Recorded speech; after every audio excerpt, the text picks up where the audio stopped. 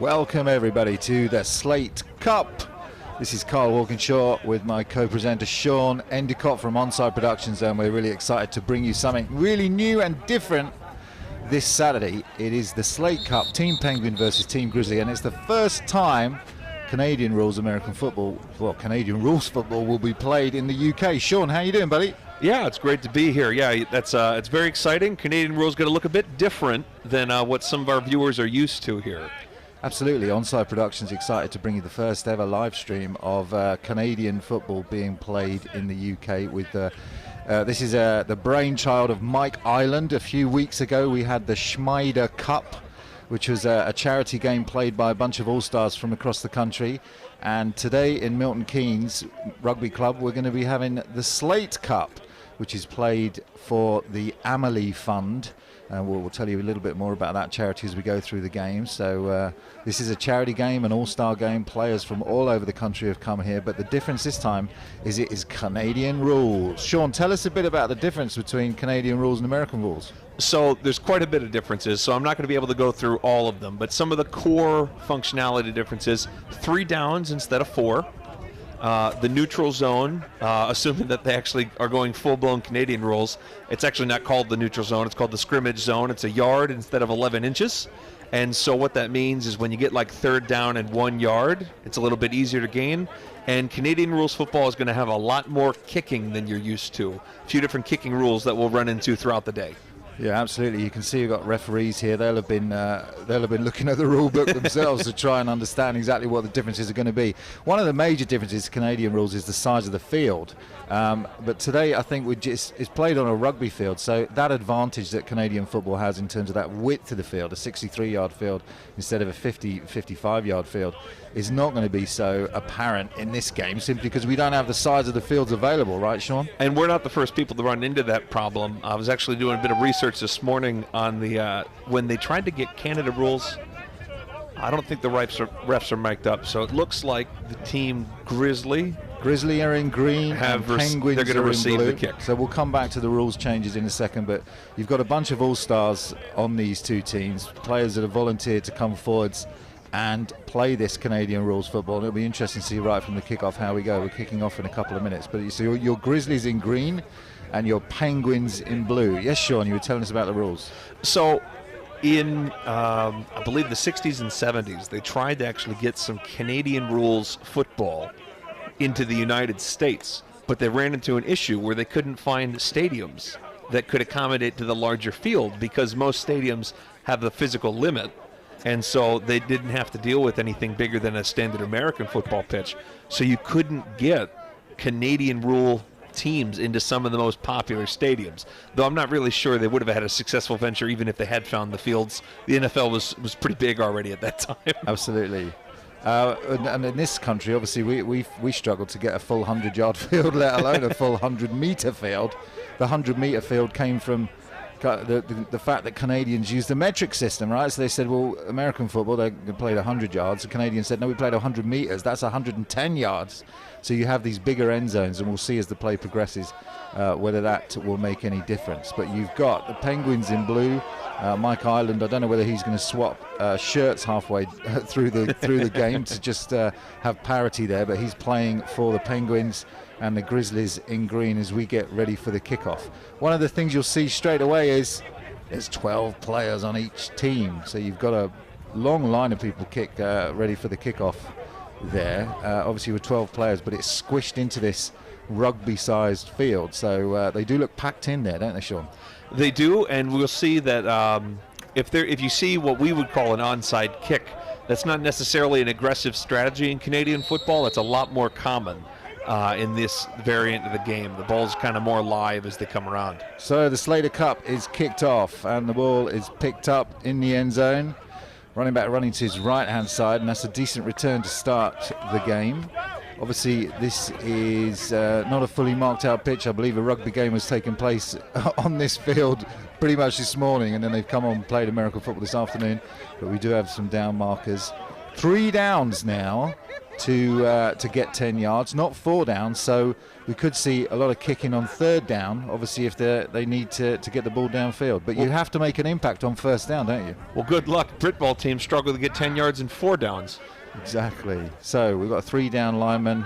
There's a running back off to his left-hand side, and that's a nice tackle in space by number 40 of the Penguins. So we have the first play, and it's a short gain. Or no, it looks like it's a loss actually for -1. Grizzly receiver just couldn't maintain the block there. Had really good contact, number 19 here at the right of your screen, but lost containment on his defender. So 2nd down and 11, and this is the key down now. They have to make these yards or they'll be punting.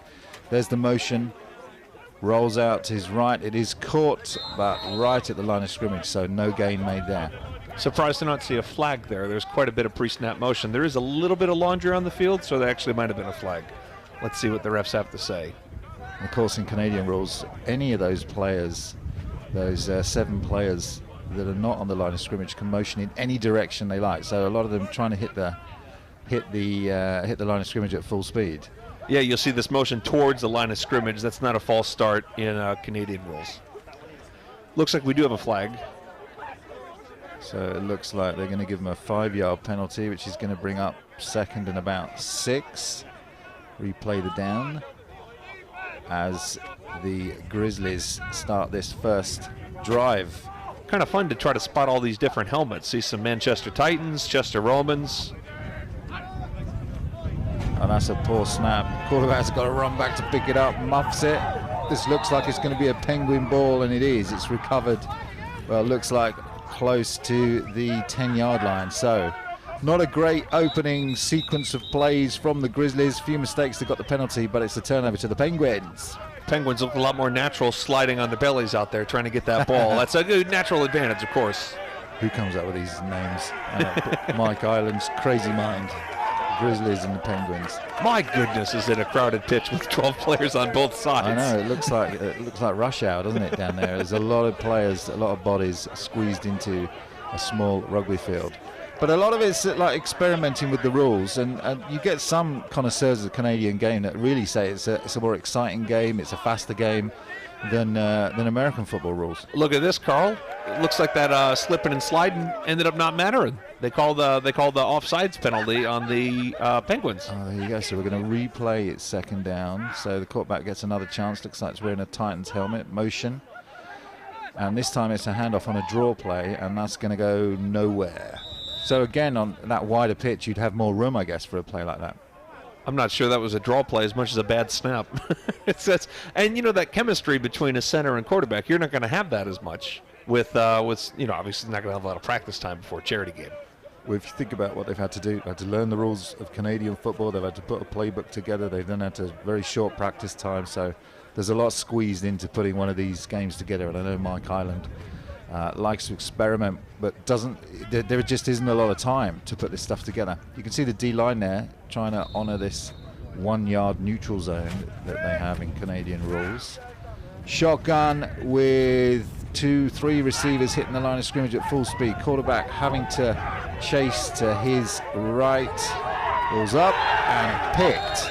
We'll see if that is a catch. Penguins certainly think it is.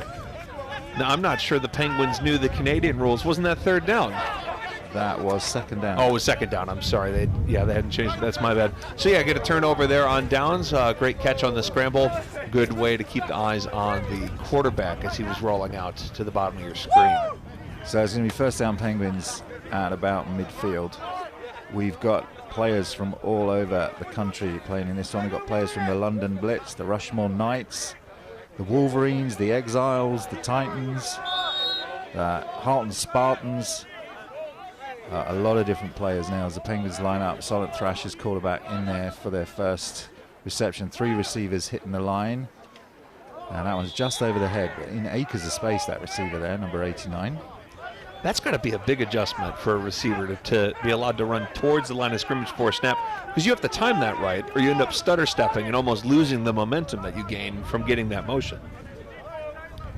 So I think it might be Ollie DeRuta from the Solent Thrashers in at quarterback. Look at the length of this snap here. Oh, no, they're coming up now. So you've got receivers lined up behind the quarterback, 2 receivers at the line of scrimmage, 3 go in motion, 1 running back in. Here's the blitz off the edge. Quarterback with a nice spiral, but no receiver there on that left-hand side. If Cohen's could catch, that would have been a beauty. It was a nice ball left his hand. All right, so we're into that 3rd down situation already. You can see how fast it takes place, this Canadian rules game. You've got those. If you don't make any impact on that 1st down, you really are in difficulties quite quickly. I don't know if they went full Canadian rules here, but if they did, the play clock's actually only 20 seconds regardless of what happened on the play before. So it should be a faster paced game. Quarterback's lining up here. 3 receivers hit the line of scrimmage again. This is going deep down that left-hand side, and it's going to be incomplete. Looked like there was a chance to make a play there. Would have been a tough over-the-shoulder catch there for the Penguins as they jog along. And that is number 7, the receiver there for Team Penguin. We'll try and get you some names and numbers as we go through. You can also check out the Facebook page or check out us on Twitter. You can join in with the conversation here, hashtag the Slate Cup. Who are you supporting today? Is it the Penguins in blue or the Grizzlies in green for this charity fund game? So no punt on that, just an incomplete pass, and the Grizzlies are going to take over for their 2nd possession. Again, you've got 4 receivers, potential receivers lined up behind that quarterback. All 4 hit the line of scrimmage at speed. Quarterback rolls his right. Nothing there, and he scrambles for a good gain. Nice little fake, almost had a fake shovel pass with one hand, so draw the defender, get them stuck in one place. They managed to get that 1st down. So who you're supporting today, let us know, hashtag the Slate Cup. We'll be following the action throughout this game. It's 15-minute quarters, 4 15-minute quarters, same as American football, Canadian rules. So the game should be lasting about the same time in terms of the clock. 1st down now for the Grizzlies. They hand off this one straight up the middle, and there's a couple of yards gained there. Fight for an extra yard at the end. For anyone concerned about why there's so many people in the backfield, the 12th man in Canadian rules can't be on the line. So that's why there are no 5 men in the backfield penalties. I guess you'd have to have a 6 men in the backfield penalty. Have half your team back there. The opportunity for the quarter, they have so many different targets now, 5 different targets as they clear the backfield. That one's out. Oh, just in and out of his hands there, mistimed pass. Probably a bit difficult to time a route when you have in-motion receivers pre-snap as well. You're used to maybe it's a 5-step out, maybe it's a 7-step out. You get that timing on the turn. Really changes that when you're doing it on pre-snap motion. 3rd and 8 now for these Grizzlies. Let's see what they do. They are into the Penguin half. So it looks like they're just going to run another play. Quarterback drops back. Lots of time. Has a lane. Going to his left. Ball is up. And it looks like we have our 1st score. So that is a touchdown for the Grizzlies. 6-point touchdown. You can see the goalposts there, and then you've got a 20 yards behind that end zone as well, so lots of space to throw into. Nice play by the Grizzlies there to get on the board. Well, he snatched that ball out of the air like he was catching a salmon, Carl. You know, it was a great play, and well done to the Grizzlies for getting on the board. The 1st Canadian football points ever scored in this country. Sean, how about that? Well, at least on a live stream. Who knows? Maybe someone tried it in the 80s. But as far as I know, 1st ever live streamed Canadian points. Put some maple syrup on it. So they get a chance to go for the extra point, but it looks like they're going to go for 2 here instead. Could go for a drop kick, Carl. Drop kicks from anywhere on the field are legal in Canadian rules football. All right, well, the quarterback's not going to drop kick it, Sean. Sorry to disappoint you, but rolls to his right and tries to get in, but doesn't. Ball comes out, and I think that's going to be a dead ball right there at the, what is it? They were 5 yards away from the end zone. So it stays 6-0 to the Grizzlies in this exciting Canadian football game. I thought we were going to see a Doug Flutie-esque drop kick attempt there. I'm really I'm quite disappointed. Somebody better attempt the drop kick at some point today. So let's get you some names if we can in terms of the quarterbacks coming in. You can join in our conversation, hashtag the Slate Cup. What do you think of these Canadian rules? Crazy, right? But it's a lot of people find this format of the game very exciting. 3 downs. Go Penguins, says Raphael. Raphael. With some penguin emojis and a wave as well. Bear Go emojis? Penguins, says Siggy 101. Not sure whether we've had any Grizzly fans so far. This is a lopsided contest. Go Penguins, go. Here's another one, yeah, from Evan Allen. It's all Penguins. Where are the Grizzly fans? We want to hear from you. Well, they're hibernating. It's almost winter, Carl. It's true. Nice point, Sean. How did they pick these teams? Were they arbitrary, or you pick out of a hat, or is it north-south? I think you get the captain. So we got a couple of different coaches. So Team Penguin is going to be head coached by Steve Price. Steve Price, obviously the founder of the Amelie Fund as well. And then on the other side of the ball, you got big man himself, Mark Tank Harrison. Fumble. That is fumbled, and the Grizzlies are trying to recover that kick. Penguins are saying they've got it. We'll see. The head coach for Team Grizzly is Mark Tank Harrison. I don't know whether they did the kind of schoolyard, I'll have him, you have him, and then whoever's left, you can have him, or whether it was pulled out of a hat. I always got picked last when they did that, so I don't know if maybe I shouldn't try out for this cup next year. Let's see what the decision is on the field here. Someone's got to have the ball. Well, he tried to catch that kickoff like he had 2 flippers, Carl. It just bounced right out of his hands. But it looks like he got hold of it. So the Penguins retain possession on that muffed kick. Grizzlies don't look happy about that, shaking their heads. He's saying, I had the ball at the end of the play. It's right here in my hand. Penguins are smiling though, they're happy. And it's a nice atmosphere all round these games. The Schneider Cup, when we went and did that game, it's just great to have all the players there and building that sense of community and family in American football that we all enjoy.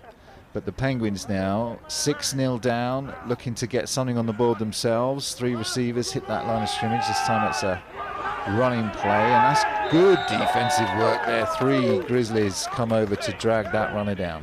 Way to keep outside contained by the Grizzlies out there. They had 3 people in pursuit. 1 kept contained, 2 came in to swoop in for the tackle. Loss of about 5. And have you noticed the down marker holder is in a Penguin outfit there? Is that allowed, Carl? I don't think that's a neutral bystander. Yeah, it looks well, we'll try and overlook it for the purposes of the arbitrariness of this game. Hopefully that was coordinated, or they just found some guy in a Penguin suit. 2nd and 11. Here go the Penguins now. And that's a nice pass. It's not going to be close to first down yardage, but they do he threw the ball about 15 yards, but it's only actually gained about 4 yards. Well, they got back to a little past where they started first down, so now it's 3rd and long. Reminder that would be 4th down equivalent for a lot of people here, though I do think we're going to see a lot of people going for it. And we have our first Grizzlies fan of the day. Darren Walker says, just for parody, go Grizzlies. Thank you, Darren. Thank you, Darren. It's good to know that we have some fairness going on within the fandom. 3rd down. Penguins, they're not going to punt, they're going to throw it long. Left-hand side. Oh, in and out of the hands. right off his hands. Right on the money, but the quarterback couldn't bring it in. Interested to see that, almost like I don't know if it's a nickel defense, because I'm not sure there would have been 5 defensive backs considering this 12-man rules, but they only had 3 down linemen, then 3 linebackers, and then everybody else just went backwards. So the interesting thing about this is that you've got 12 defenders on the field. Now, when you've got the same size field to defend, that's a huge advantage for the defense, actually. In Canadian rules football, because you've got that extra width, it's very difficult to defend all of that space with 12 guys. But on a field this size with 12 defenders, that gets very crowded very quickly. The Grizzlies are taking over, and they have the ball inside the Penguins' half with a 6-0 lead as that Titans quarterback takes a snap. Hands off, and good defensive line play again. They're getting good penetration there up the middle. We have a very important question here, and I think this might be directed at me considering the last game I covered for Onside. I went on for bucket hats a little too long during a Leicester game. I believe it is indeed a bucket hat, and it is a very nice one. I'd like one myself. Nice call. Referee looking very stylish on 2nd down. A little Indiana Jones-esque with the color scheme there for the ref's hat.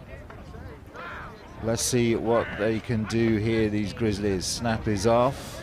Here comes the pressure. Quarterback rolls right.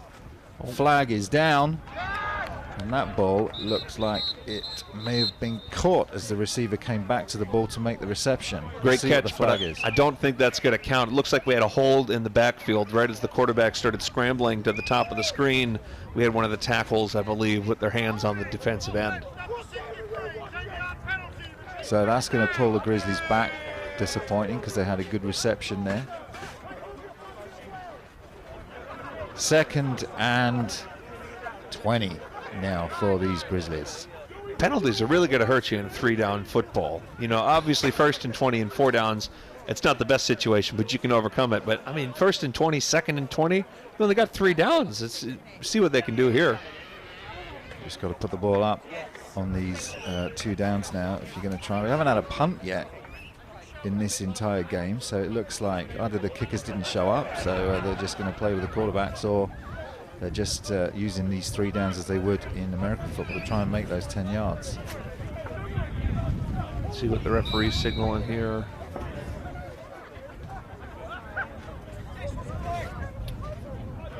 There are actually some ball size differences between Canadian rules and American rules, but I assume that they're just using the standard American football. There is an overlap where there are balls that are legal for both leagues, so I'd imagine that's what they're going with today. All right, here we go with 2nd and 20. 3 receivers, 4 receivers going deep, but the pressure's there, and down goes the quarterback. Nice sack, number 9. Look at the Penguin celebration dance, number 99. Oh, you got to love to see it. Oh, you got another one spreading the love. Little flock of penguins in the backfield. Spent a lot of time on that. Obviously coordinated. So number 9 comes in for the sack of the Penguins. We'll try and get you a name and him in a second.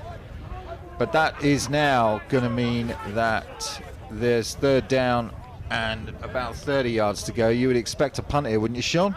I'd expect it, except the quarterback's in looking at wide receivers. They're going to go for it. 3rd and 35, being chased down, directing traffic. Ball goes up, and he's caught. Nice catch. Should have from number 81. Let's see if anywhere near the yard marker. Oh, it's close, you know, Sean. I think it's going to be a turnover on downs, but not far away. He got back to the original down marker. That's pretty good. So great, spontaneous, inspirational kind of play there for these Grizzlies. But it is going to be a turnover on downs, as the referee is signifying. So on come the Penguins. And I guess that's as good as a punt, right? I suppose, yeah, good as you'd probably get on a punt with no practice and no long snapping. I would say the quarterback's shown a surprising aptitude for rolling out to his left and throwing it even though he's a right-handed quarterback. So even though that didn't get them a 1st down, we might see them come back to that later in the game. So Team Penguin with a lot of defensive pressure on that line. They caused the sack, they got the penalty, and they finally got the turnover. Quarterback for Team Penguin dropping back now, goes to the flat, and again in and out of the hand. So we've seen a few missed catches here early on from these Penguins. Quarterback doing the best job he can. Split backs and protection there. It looks like they're trying to get a bit more time, keep that Penguin quarterback upright. It's a real issue for Penguins. They got such tiny little legs. Well, that's the thing. We think it's Ollie DeRuiter of the Solent Thrashers who's in at your quarterback position. There's a Thrashers Number helmet 15. as far as I can see, yeah. So Ollie's put the ball on the money, but needs something from his receivers now as the snap is off on this 2nd down. Got to make some yards here, and it's another drop ball. But you were right about these flippers. It's just all over the field. There should have been some other kind of bird, some freaky bird with hands. Join in with the conversation. You enjoyed Canadian rules so far. Hashtag the Slate Cup. Kieran Behan says, let's go Grizzlies. Love seeing all those Titan lids on the field. Yeah, the Titans were well represented in the Schneider Cup, and they're here supporting the Amelie charity here for the Slate Cup. And on both sides of the field, you can see Titans blue in the backfield for the Penguins, Titans on the D-line for the defense, and on the other side as well, both phases. This could be our first punt of the game. It looks like they've set up for a punt. So the Penguins now unable to get a reception. It's a up in the air snap, see if he can get it away, and he just does, but it's going to be a very high short punt. Takes a Grizzly bounce and will be downed right there. So first down Grizzlies, they still got that 6-0 score. We've seen more offensive production from this Titans quarterback, haven't we, than we have so far from the Penguins receivers. I agree. Before we get into that, I think they're giving them a little leeway on these punts. In Canadian rules football, I believe the kicking team is not allowed to be within 5 yards of the returner when he catches it. So I think that they've kind of turned a blind eye to that as people are adjusting. As long as you don't take a cheap shot, I think they're okay with it.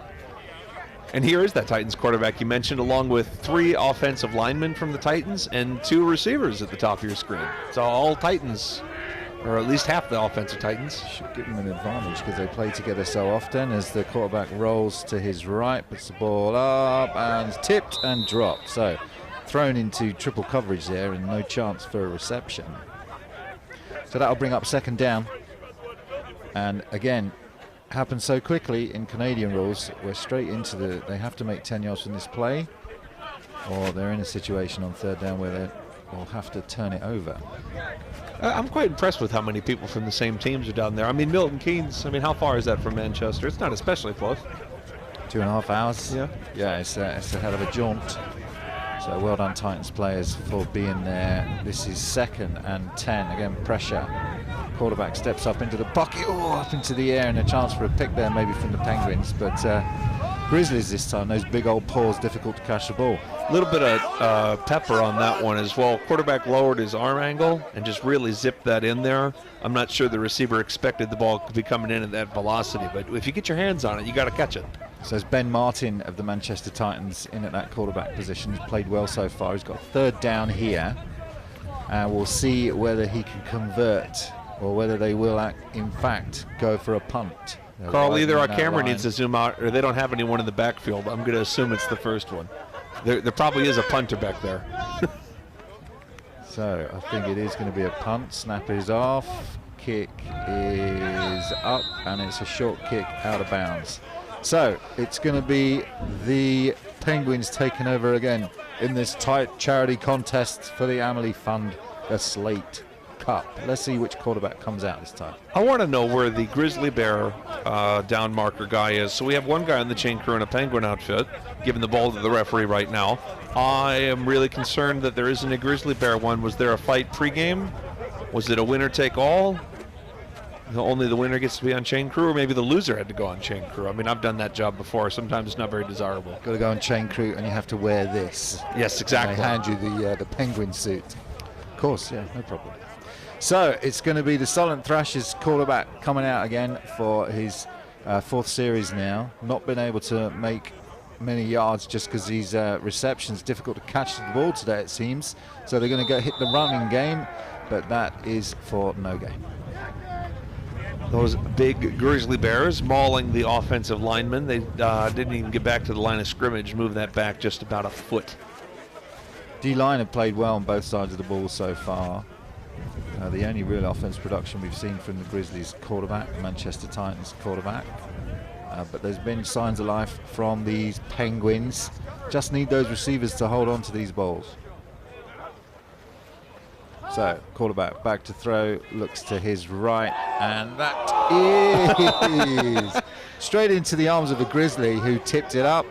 Could have gone anywhere, that one, Sean. That hit 3 different players' hands in one game. Got hit by a Grizzly defender, then a Penguins offensive player, and then a Grizzly defender was diving for it at the end, but ultimately fell incomplete. There's a lot of traffic out there because there's 12 players on the field, and again, you don't have that space that you would have on a Canadian football field. So when these balls are getting tipped, there's defenders around the ball all the time. Reminds me if you switch between like 2-man volleyball and like 9-man volleyball, there's just no more gaps. Somebody running off the field now. Hard to have too many players on this one. And you can have 5 defensive backs at least on the field, as this is going to be whistled dead. That punter's going to be upset. That was the best punt of the day. That thing rocketed out of there. We'll see what the call is. Referee's on it today. Might be too many men on the field. Oh, timeout. So how many timeouts in Canadian football? I think you only get 2, don't you? It's not 3. I think it's 2 timeouts you get per half for these teams. Much quicker game. I could actually see UK-based audiences, one of their main complaints about American football is it's so stop and start. And the Canadian game actually has some rules that really speed it up. A quicker play clock, less stoppages, less 20-second instead of 40. Yeah, so I mean, I could see some people warming up to this. Absolutely, if we can find a field's big enough. Yeah, we've got to find the bigger fields, and every team's got to find 2 or 3 more players. That's a big challenge. Yeah, we can barely get 11 on the field, let alone 12. Anyway, we'll see what we do on third down. Here we go then. Punter had a good warm-up kick. Let's see, that comes off his right foot, and that's a nice kick, and it's going to be down right there. And it's going to be the Grizzlies that take over with that 6-0 lead, courtesy of the quarterback from the Manchester Titans, who put a nice ball up into that left-hand side of that end zone. Penguins walking out now. It looks like a changing of the guard every time with these 12 men on the field. Grizzlies are going to be starting deep in their own territory after a really good punt by the Penguins. He got a warm-up kick and then managed to get that down the field on the live one. Ben Martin still on at quarterback for the Grizzlies. Done a good job so far. He's got 3 receivers top of his screen, and they will all go out. 5 targets, but here comes the pressure again. Ben having to roll out, puts the ball up deep down the sideline and batted away, knocked down again into triple coverage. 2 green shirts down there and 3 Penguins. A lot of traffic on the field. That's not the read right there. If you look early on in that play, and we've seen this a few times now, there was a slant route in the slot that was open pretty much immediately, and you got to make that throw there. Got a little rushed, had to roll out the pocket, didn't see the open receiver, and had to scramble. Brody plays, says, let's go, McKenty. Grizzlies for life. Live. I'm going to say life. Okay, is that what I think it's life. Okay. Join in with the conversation. Hashtag us here at the Slate Cup. Who are your favourite players on the field right now? Who are you supporting? Ben dropping back as he rolls now to his left. Now he's way back, using that athletic ability to avoid these Penguins as they're all diving at him. Eventually, these Penguins manage to chase the Grizzly out of bounds. Has to just dump the ball to the sideline. As an offensive lineman, I can have sympathy for this poor O-line for the Grizzlies. They're running around 20, 30 yards per play just to try to get back to where they started. I tell you what, this 12 players for the defense, it's fantastic, isn't it? If you're a defender, on a field this size, you would say that, Carl. You can send 4 or 5 blitzers, chase them down. You know you've got a smaller field to cover at the back. You've got extra defenders back. Yeah, I suppose you could blitz 5 and still have 6 DVs. Exactly. And then 1 Mike linebacker somewhere in the middle for the run game. So the offensive advantages of Canadian rules football are really, you're only going to realize those if you have a much larger field. As Ben drops back again, rolling under pressure. This time he's going to go down. That's a nice sack back there. A little leapfrog. Penguin helps him up. I don't know if he did that. He more leapfrogged him as he patted him gently on the back. And that was 3rd down as well, right? So now we have a turnover on downs after the big loss. I know, so that's going to really put these Grizzlies in a hole defensively. See what they can do. Penguins come out an opportunity to tie up this game maybe with this great field position that they've now got. Grizzlies in a hole. Would that be a den, Carl? You can use whatever description you'd like there. Sean described that. The Grizzly hole, the Grizzly den. Penguins now with good field position. Here they come. There's a lot of bodies on the field. That extra man really does make a difference, right, when you look at it. If you look at the top of your screen, we have a completely undefended receiver in the slot. There literally isn't a person on it. Let's see if they can spot that on offense. These safeties in Canadian football called halfbacks. They should have a halfback over there. It's completely uncovered. But that ball is incomplete. You got to have some sort of signal there, Carl. I mean, when you line up, you got to have some sort of hot call, go loose or hang loose, something call. You can say there literally is not a defender on me. Just let me go up there, and you got to go route, or maybe a hitch, just take the easy yards, and they just didn't see it. You're right, Sean. Didn't see that one. Let's see what this brings up. Now you've got 2 receivers at the top of your screen, half back in. Again, they can motion in any direction. All hitting the line of scrimmage. Blitz comes, ball goes up to the back of the end zone, almost picked off. You have an opportunity there to throw deep, don't you? Because you got that 20 yards additional end zone size. You can have receivers running onto the ball deep into the end zone. Yeah, usually when you get into the red zone, you got to make your play calls a bit different. Seam routes, maybe turn into outs. Your corner routes are different angles. When you have a deep end zone, you don't have to make those changes. So it's going to be 3rd down. 2 incomplete passes on 1st and 2nd down. Still an opportunity here, about 15 yards out, something like that, from the end zone. Maybe a little longer. The Grizzlies still haven't put the right number of defenders on the top side of the field there. On your left, there's 3-on-2 matchups every play. They're just going to hand it off this one to the running back up the middle. Number 7 with the ball, and he doesn't get any joy, that Grizzly defensive line, stopping forward progress for no gain. So that's a real stand-up job by the Grizzlies. Short field, started inside defending from their own red zone, and managed to hold the Penguins to almost nothing when it comes to yards gained. 2 incomplete passes and no gain on the 3rd down, and the ball will be turned over to the Grizzlies, still with that 6-0 lead. All right, so here's a question we could ask some of our listeners here. You can go in with our hashtag. What's the hashtag today? The Slate Cup. The Slate Cup. What would you make it if we made Brit Ball rules? So you can change anything. Downs, you can do 5 downs to help out the offense. Less men on the field, more men on the field.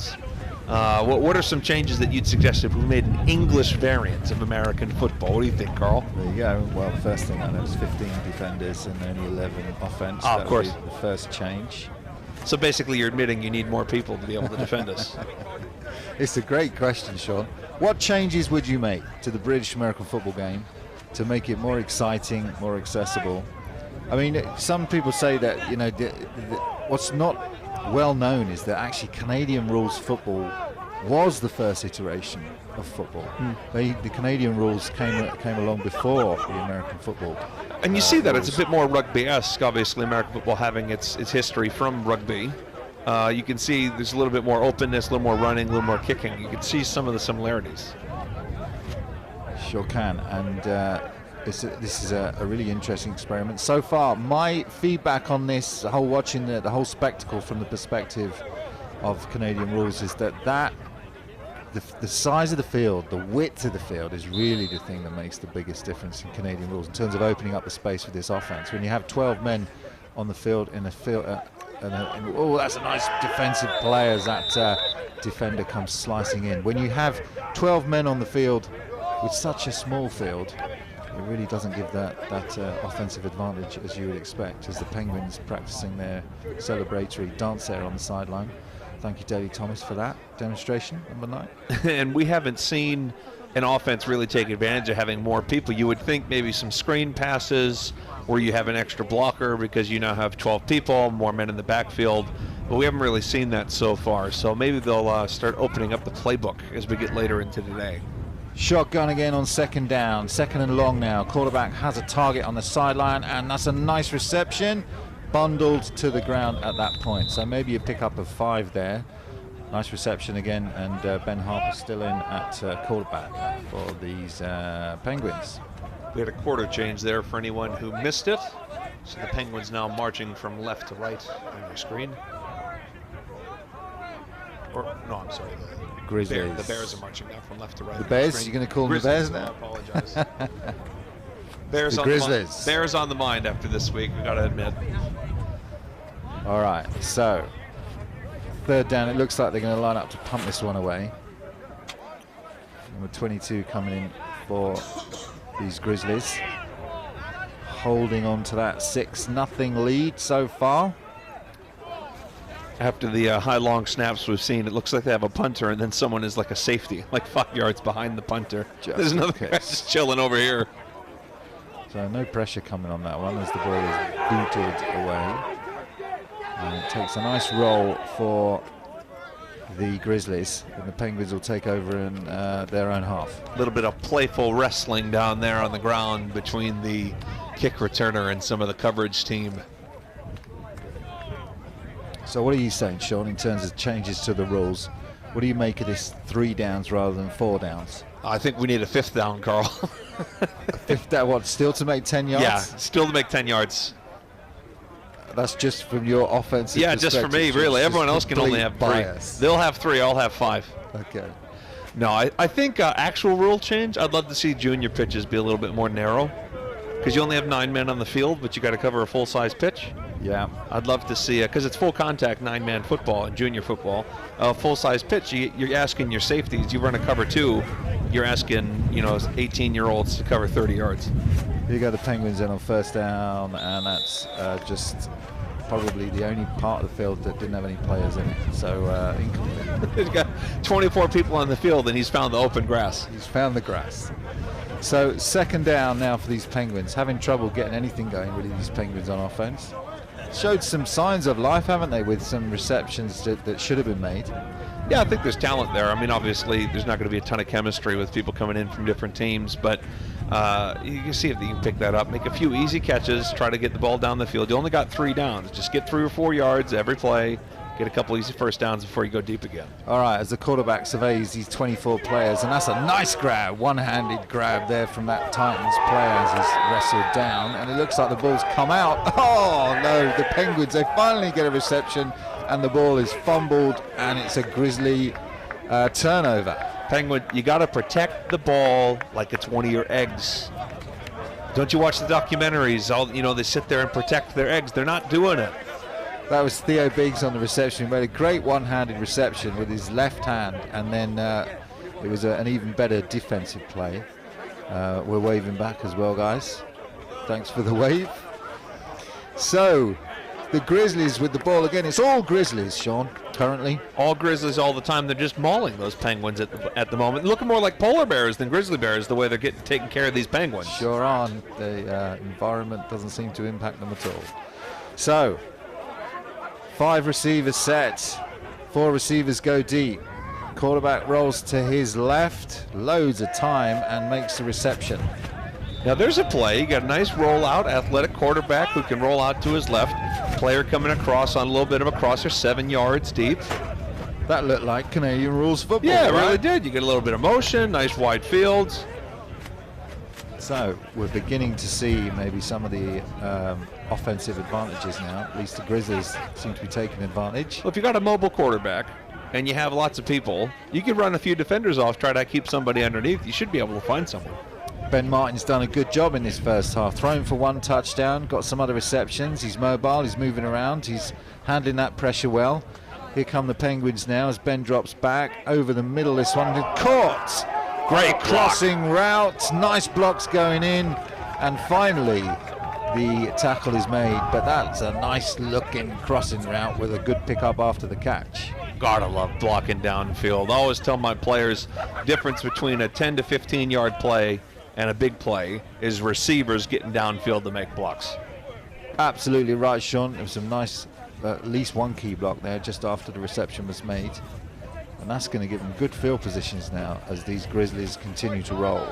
There's 1, 2, 3, 4, 5, 6 Titans players I can see on the field there. 5 of those for the Grizzlies. So these guys to Ben's right and left.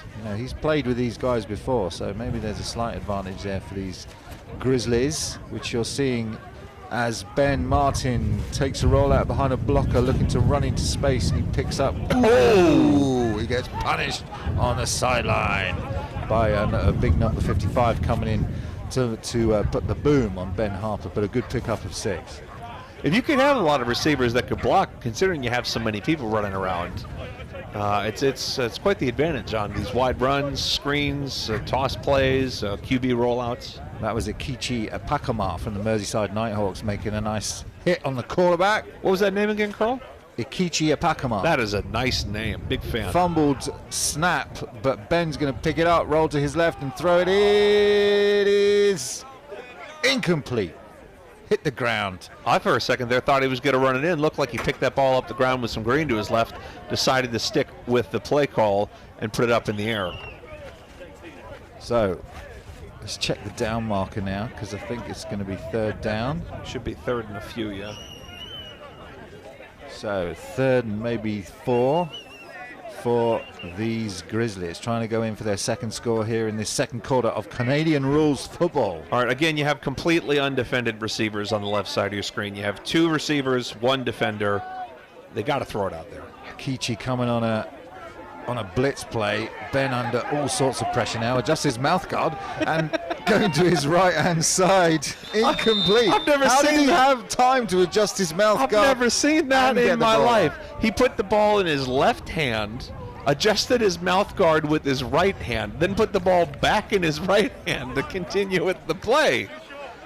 That is a man who doesn't feel the pressure. Or a man who really cares about dental safety. Join in with the conversation here at hashtag The Slate Cup. We are playing a charity game here in Milton Keynes on behalf of the Amelie Fund. And we're thoroughly enjoying this so far. Some nice plays, some nice little experiments going on. It gives us a chance to talk about the difference between Canadian rules and British rules. And we're also asking the question, how would you change the British game? What rules would you bring in to make it more exciting for everyone involved? Snap now to the Penguins as they get the ball back after that turnover on downs, and it's a reception in space. Runner still on his feet, and he picks up a good 8 or 9 yards there. So these Penguins finally get the ball moving. And that's what we were talking about, trying to get that timing route. Nice little hitch. Quarterback came out, tight spiral, hit the receiver right in the hands. Good chemistry play, and I think he managed to move the chains for a first down. Yeah, the sticks move. So this is the Penguins' first down of this game, and it comes in the second quarter. Maybe they're going to go to that short passing game again just to get things moving up. Snap right over the top of the head of the quarterback. He's going to try and he's still rolling around. It looks like the Grizzlies, everything's going the Grizzlies' way. Like you say, Sean, just not taking care of that ball. You got to realize if you're a big guy or a skill guy. And the rule is if you're a big guy and the ball's on the ground, you fall on it. If you're a skill guy, you're allowed to pick it up. That quarterback, obviously with a bit of an identity crisis, thought he was the type of player who could pick it up and run with it, just fall on the ball like it's a ruck in rugby, live to play another down. They have lived to play another down, Sean, and they managed to keep hold of the ball. Don't know how, because it looked like the Grizzlies had it, but the Penguins have. Again, high snap. This time quarterback fields it well, going deep down the left-hand side, and that is picked off. Titans defensive back running down the sideline into the end zone. Pick six for the Grizzlies. He sixed it there. That was way too high of a ball. He was going for that outside receiver.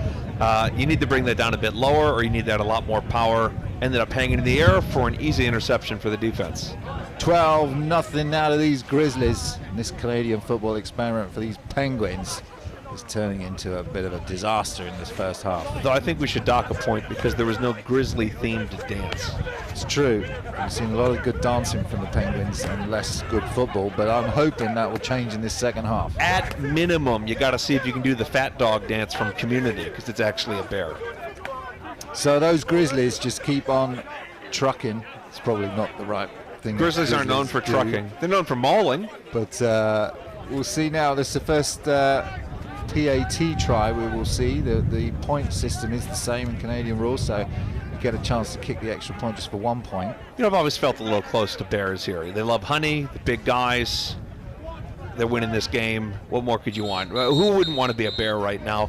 Any kind. Grizzly, polar, black, brown. Right now in this game, Koala. the Bears are, the Grizzlies are doing the job. Referee's going to take this kick back 5 yards. Not entirely sure why, but Delay a game. Delay a game. Well, that quick play clock. 20-second clock. There you go. It's just something that you have to adjust to. Used to a 40-second clock. It's going to feel squeezed. Isn't I it? will say I actually really like this short play clock. I wish the English game would adopt that. I'm sure as a defensive coordinator you can appreciate sometimes it seems like that offense is just taking eternity to get the play call. Sure. How difficult can it be to say take this ball run here? All right. So whistle goes again. Everyone's throwing their arms up. Now what, ref? Another delay game? He's now pointed in both directions.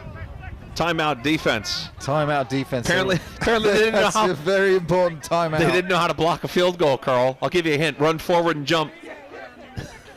Just Coach out sure there. why the timeout's been taken, but Maybe they're it's going to important to talk over this extra point defense. look. I've watched enough English games. That kick's either going in or not, regardless of what you do, my friends. This would be a snap over somebody's head or a clean kick. It's Steve Price, who's the head coach for these Team Penguins. I guess if you don't get to keep your timeouts into the second half, this is the last play of the first half. So I guess they said, let's go ahead and use our timeouts and maximize them. You can see a lot of smiles down there on the sidelines. Mike Ireland, number 76, down on the sideline for the Penguins. The genius behind these games, the Schneider Cup, the Slate Cup, and I know he's brought a lot of people together. Do you think they're going to wait until he's off the field to snap the ball? Let's see, is that one of the rules? Coach can be on the field at any time. Here we go for the extra point. Snap over the head. And it looks like it's a designed it's picked off! That timeout was worth all that. He's got a blocker. Streaking down the field. He's got a platoon of blockers. An entourage of Penguins escort him all the way for 2 points. The Penguins are a flock in the end zone. Let's see him do the dance. Come on, guys. Come on. Now, we need to discuss the rules here because this isn't a touchdown. This should be 2 points. Here's the Penguin dance. 2 points now. I'd imagine it's 2 points. I think the Penguins are going to get 2. We didn't actually check that rule. They all look sad. Come up. Was there a flag? An interception, drop down. Why do they all look sad? Because they only got 2 points. Well, they didn't get any points. Looks like it's a PAT try. It's only 1 point according to our producer. There you go. All that work. The guy ran 100 yards. He only gets a point? That's dedication. Oh, no. There was a flag. Now that's an interesting score. 12-1 to the Grizzlies. Well, that might have been a scoregami, but it looks like there's a flag somewhere, so it's all coming back now. So that timeout. Just let them have it. It's for charity. That timeout by Steve Price were paid off with a point, but we're going to see whether this is going to be taken off the board. Yeah, it looks like it is.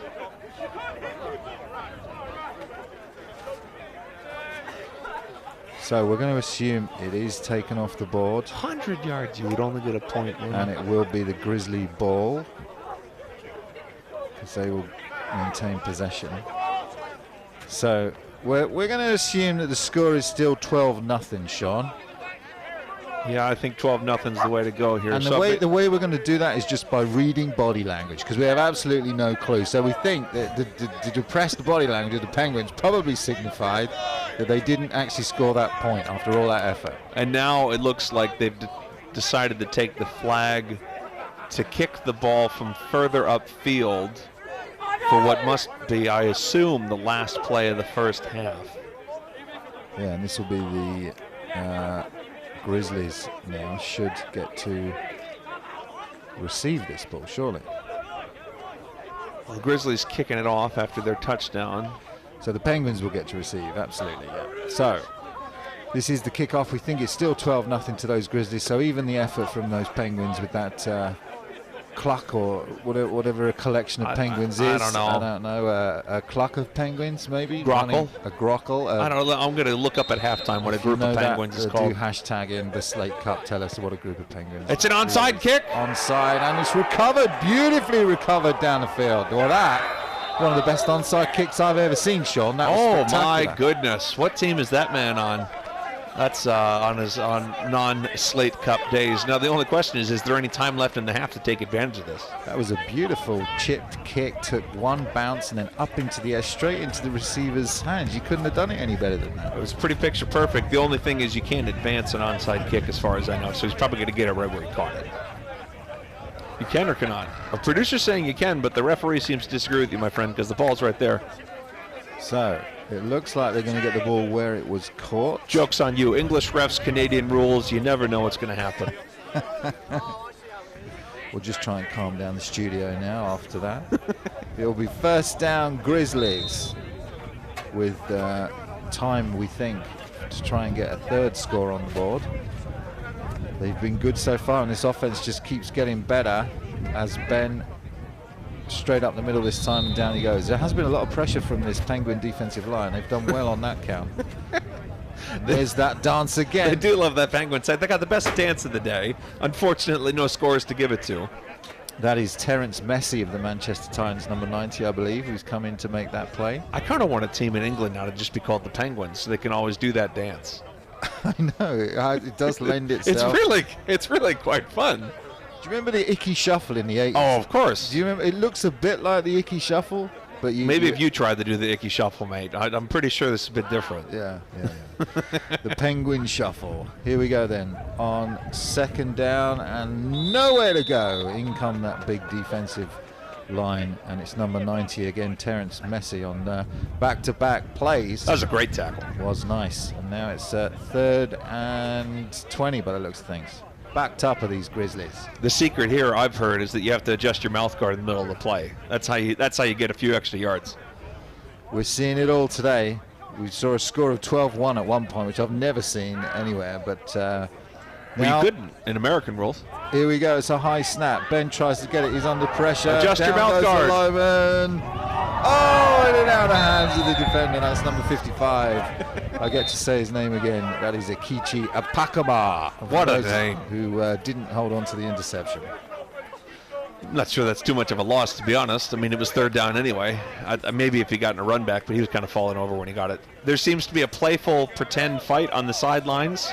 Hopefully the refs agree and understand that that's clearly in jest. They're over there. They were throwing hands as if they were in like a school fight with like little kids. I didn't see any flags, so I assumed that the refs got a sense of humor. We are going to go first down Penguins as we get towards the end of this second quarter in this fascinating Canadian rules American football. That's why it looks like rush hour out there. 24 players on the field, and we'll see what quarterback for Team Penguin can do now. Solon, so far as they've gone with the one quarterback. I think it's Ollie DeRuta that is in there currently, and he's been their sole quarterback so far in this half. High snap again, but fields it well. This time goes to his left-hand side and completes. That's a great play design. Nice play right by the yard marker, and that will move the sticks. I couldn't quite see the whole play, but it just looked like a little snag concept. You had a running back going out one way, a receiver coming across on a slant, and just opened up some green, managed to get a first down. Nothing wrong with that, and that's what you would hope of a game like this, is that you've got so many different targets as a quarterback. Wherever you throw the ball, there should be a Penguin around it. So 2 backs in the backfield, 3 receivers out this time.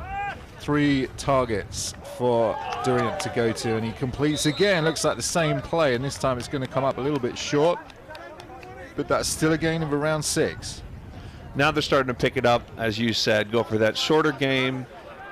Just try to get the ball, march it downfield. As much as the Grizzlies have dominated so far, they're only up 12-0. So if you score and get a conversion, you could win it with one more after that in the second half.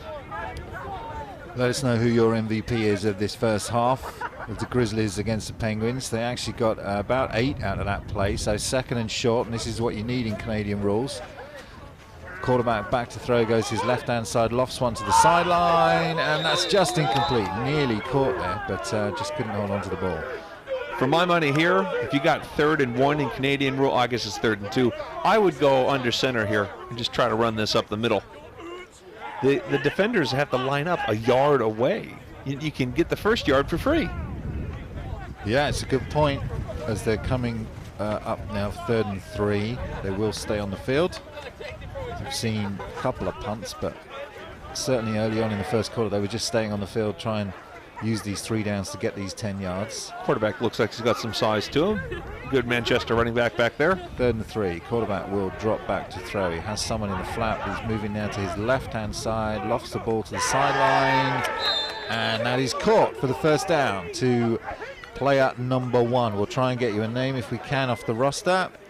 Great patience there by the quarterback. Just kept holding on until somebody opened up downfield and gets that big play for about 25 yards. Don't know whether that's Joshua Poulsen who made that catch. I have him listed as player number 1 for this Team Penguin, although he is listed as a quarterback, but why not get the quarterbacks out there? He was number 1. So he's from the Northern Ireland Razorbacks, all the way from Belfast. Joshua's come over to make that play. High snap this time, second time we've seen this. What will he do this time? He'll just let another player pick up the ball. So the quarterback just Cam Newton did.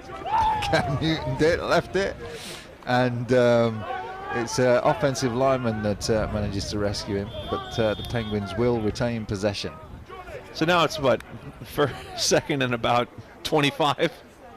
Not where you want to be in 3-down football. That means if you get a 15-yard play, you're still only halfway to where you need to be about. That's a tough one. Sure is. Second and a long way to go.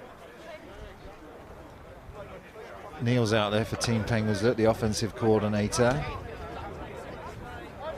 And he's going to get that play in.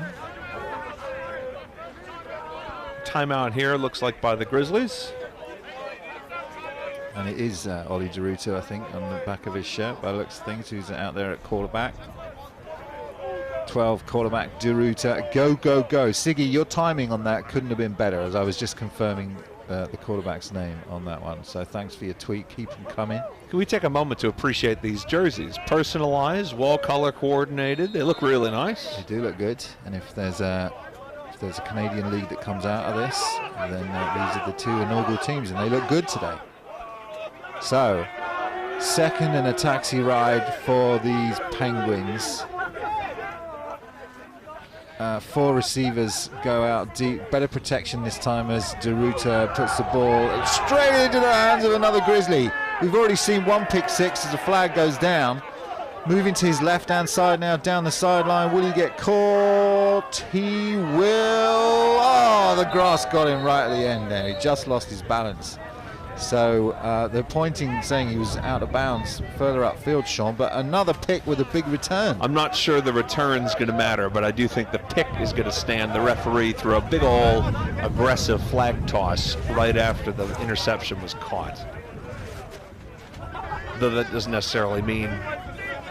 They're going to call pass interference by the looks of things on the Grizzlies, and that means that it would be a first down for these Penguins. Well, no wonder he got the ball so easily in his hands. He must have interfered with him. So, turnaround of events there. Grizzlies making another great play on the ball, but in the end it was illegal, and the Penguins will retain possession. And there you go from 2nd and 25 to, I think, an automatic first down. Or as you said, second and a taxi ride. It is. No, I believe it will be a first down for the Penguins. You're right. Automatic first down on that pass interference call. And so the Penguins now with a chance to do something before the end of this half. I would have loved it if the Penguin uniform looked like a little tuxedo, though. So I think they really missed an opportunity. Well, there's obviously next year, Sean. Of if you course. want to just get your designs into Mike Island, I'm sure he'll consider them. Yeah, we'll see what manufacturer, we'll see what we can get done over there.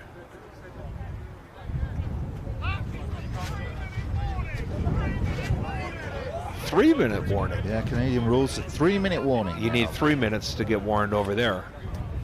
See, now I don't know why that is. That's a conversion rate, really. You got American dollars to Canadian dollars. You got 2-minute system. 2-minute warnings to 3 minutes. Right, it's like metric time. Yeah, it's like metric to. We have no clue why it's a 3-minute warning, not a 2-minute warning. I guess because of the pace of the game, maybe. Maybe. But shotgun snap this time. Wildcat. It's going to be Will Hobbs, I think, who's going to drop that ball off. Is that Hobbsy? I think it might be. Yeah, a Hobbsy. very distinctive run has Will Hobbs. I will check that, but I think that's Will Hobbs, a Tamworth, certainly with a Tamworth lid on. So let's check. Should have asked. I saw Hobbs on Thursday. It's a first down. First down for this team, Penguin. That's a little wildcat there. I'm assuming they didn't make a permanent quarterback switch, but I think it was just a wildcat snap. But actually, he's in for the second play in a row here, so maybe they have done a switch. So this is, we think it's Will Hobbs, but we'll try and get that confirmed as we move through the game. This is a nice little option run, and they hand it off to the running back, who picks up a gain of about 9 there. So my goodness, nice little difference in terms of the formation, and they're doing this option running, and it's working, Sean. That hole was about the size of a grizzly bear. Did you see that between guard tackle? That was a massive hole. Great job by the offensive line to clear that up. Trying to slow down this pass rush attack, I guess, for the number 30 there. Looks like Will Hobbs. They're trying to slow down this pass rush attack, aren't they? Because they've been under all sorts of pressure, and this little wildcat option just gives them an opportunity to do that. As Hobbs now working to his left-hand side, goes to throw it into the end zone and pick. Oh no, it's no, another Hobbsy. pick. Will the Grizzly try and get out of the end zone? He won't. He'll just take a knee. Well, he kind of ran with the ball. Now, is that 1 point? I think in Canadian football, if you tackle the defender there in the he never left it. He never left the end zone. Well, then so it's 1 point. Yeah, I'm not sure what they're going to call. What is the referees are clearly talking. They're saying first down to the Grizzlies, and I guess they're just going to give him the old touchback. Yeah, I think he caught it behind the goalpost, which for anyone who's used to American rules, that must have looked quite funny. But the goalposts are at the front of the end zone, so there's quite a bit of room to run around behind them. It's kind of like hockey, where there's playable space behind where the actual score is. Yeah, you got 20 yards behind the end zones to move around in, but I suppose there's such a lot of space there. You could run around for quite a long time without making a decision to actually come out. Seems like a safety hazard to me. I can guarantee you, if you and I coach teams, we'd see somebody, hopefully an opponent, just run right into one of those posts at the front of the end zone. All right, here we go. The Grizzlies with the ball again as Ben knocks it to his left-hand side, and he's going to be a trick play, which is going to run incomplete. So the receiver got a chance to make a play on the ball there, throwing the ball downfield, but it is incomplete. Nice to see those tricky plays coming in, going deep to that play. Yeah, a little double pass. Open those up here at the first half. And a little double pass, backwards pass. Probably easy to set up. Get a little motion from receivers on one side. Looks like everybody's going downfield. Illegal man downfield, perhaps. The referee did just signal that. Yeah, I mean, you've already got 5 or so targets. Why would you need another downfield? But it's going to be a 10-yard penalty, and now 2nd and 20 for these Grizzlies after that one. Potentially some confusion by the offensive line, who would have been the only people who could have been ineligible men downfield. Absolutely. Motion to right and left. Quarterback still with the ball. Ben now running to his left-hand side. And he'll be stopped right there. Kind of held him up right there, never brought him down, but the whistle has blown that play dead for about maybe a gain of 1. So 3rd down of these Grizzlies, backed up. We've seen it all. We've seen picks in the end zone. We've seen pick sixes. We've seen drop balls. We've seen some great receptions as well. As we come towards the the end of this second half now, well within that 3 minutes warning. But we'll see whether the Grizzlies will punt it here or whether they'll try something flashy. 3rd and long. Sheffield Giant Tamworth helmets here at the bottom of your screen. We highlighted Manchester for having so many players over. We might as well point out some other, quite a few Phoenix players coming out there, including, Will Hobbs there, number 30. See him on the left side of your screen. I've seen some Sheffield Giant helmets. Already highlighted the Solent, was it the Solent Thrashers? I know Solent's got a few teams, want to make sure I get the right one. And quite a bit of support out here for this charity matchup. And it looks like we're having a bit of discussion between the Team Penguin coaches and the referee. I don't know if it's a rule disagreement or maybe they're trying to clarify something for the upcoming play.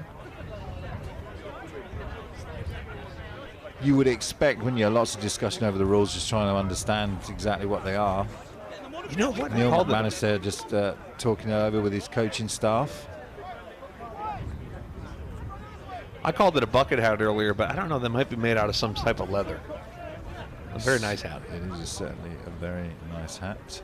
Neil McMaster, I'm assuming, is the offensive coordinator here for these Penguins. So he was just discussing the rules with the referee as Manchester Titans quarterback is back now for what we think is going to be a punt, but you never know. Snap is good, no pressure coming, and that's a decent high kick. Nice roll. Short. Oh, the Penguins just can't handle this ball today as the blitz player picks it up, makes a good effort after finally getting his hands on the ball.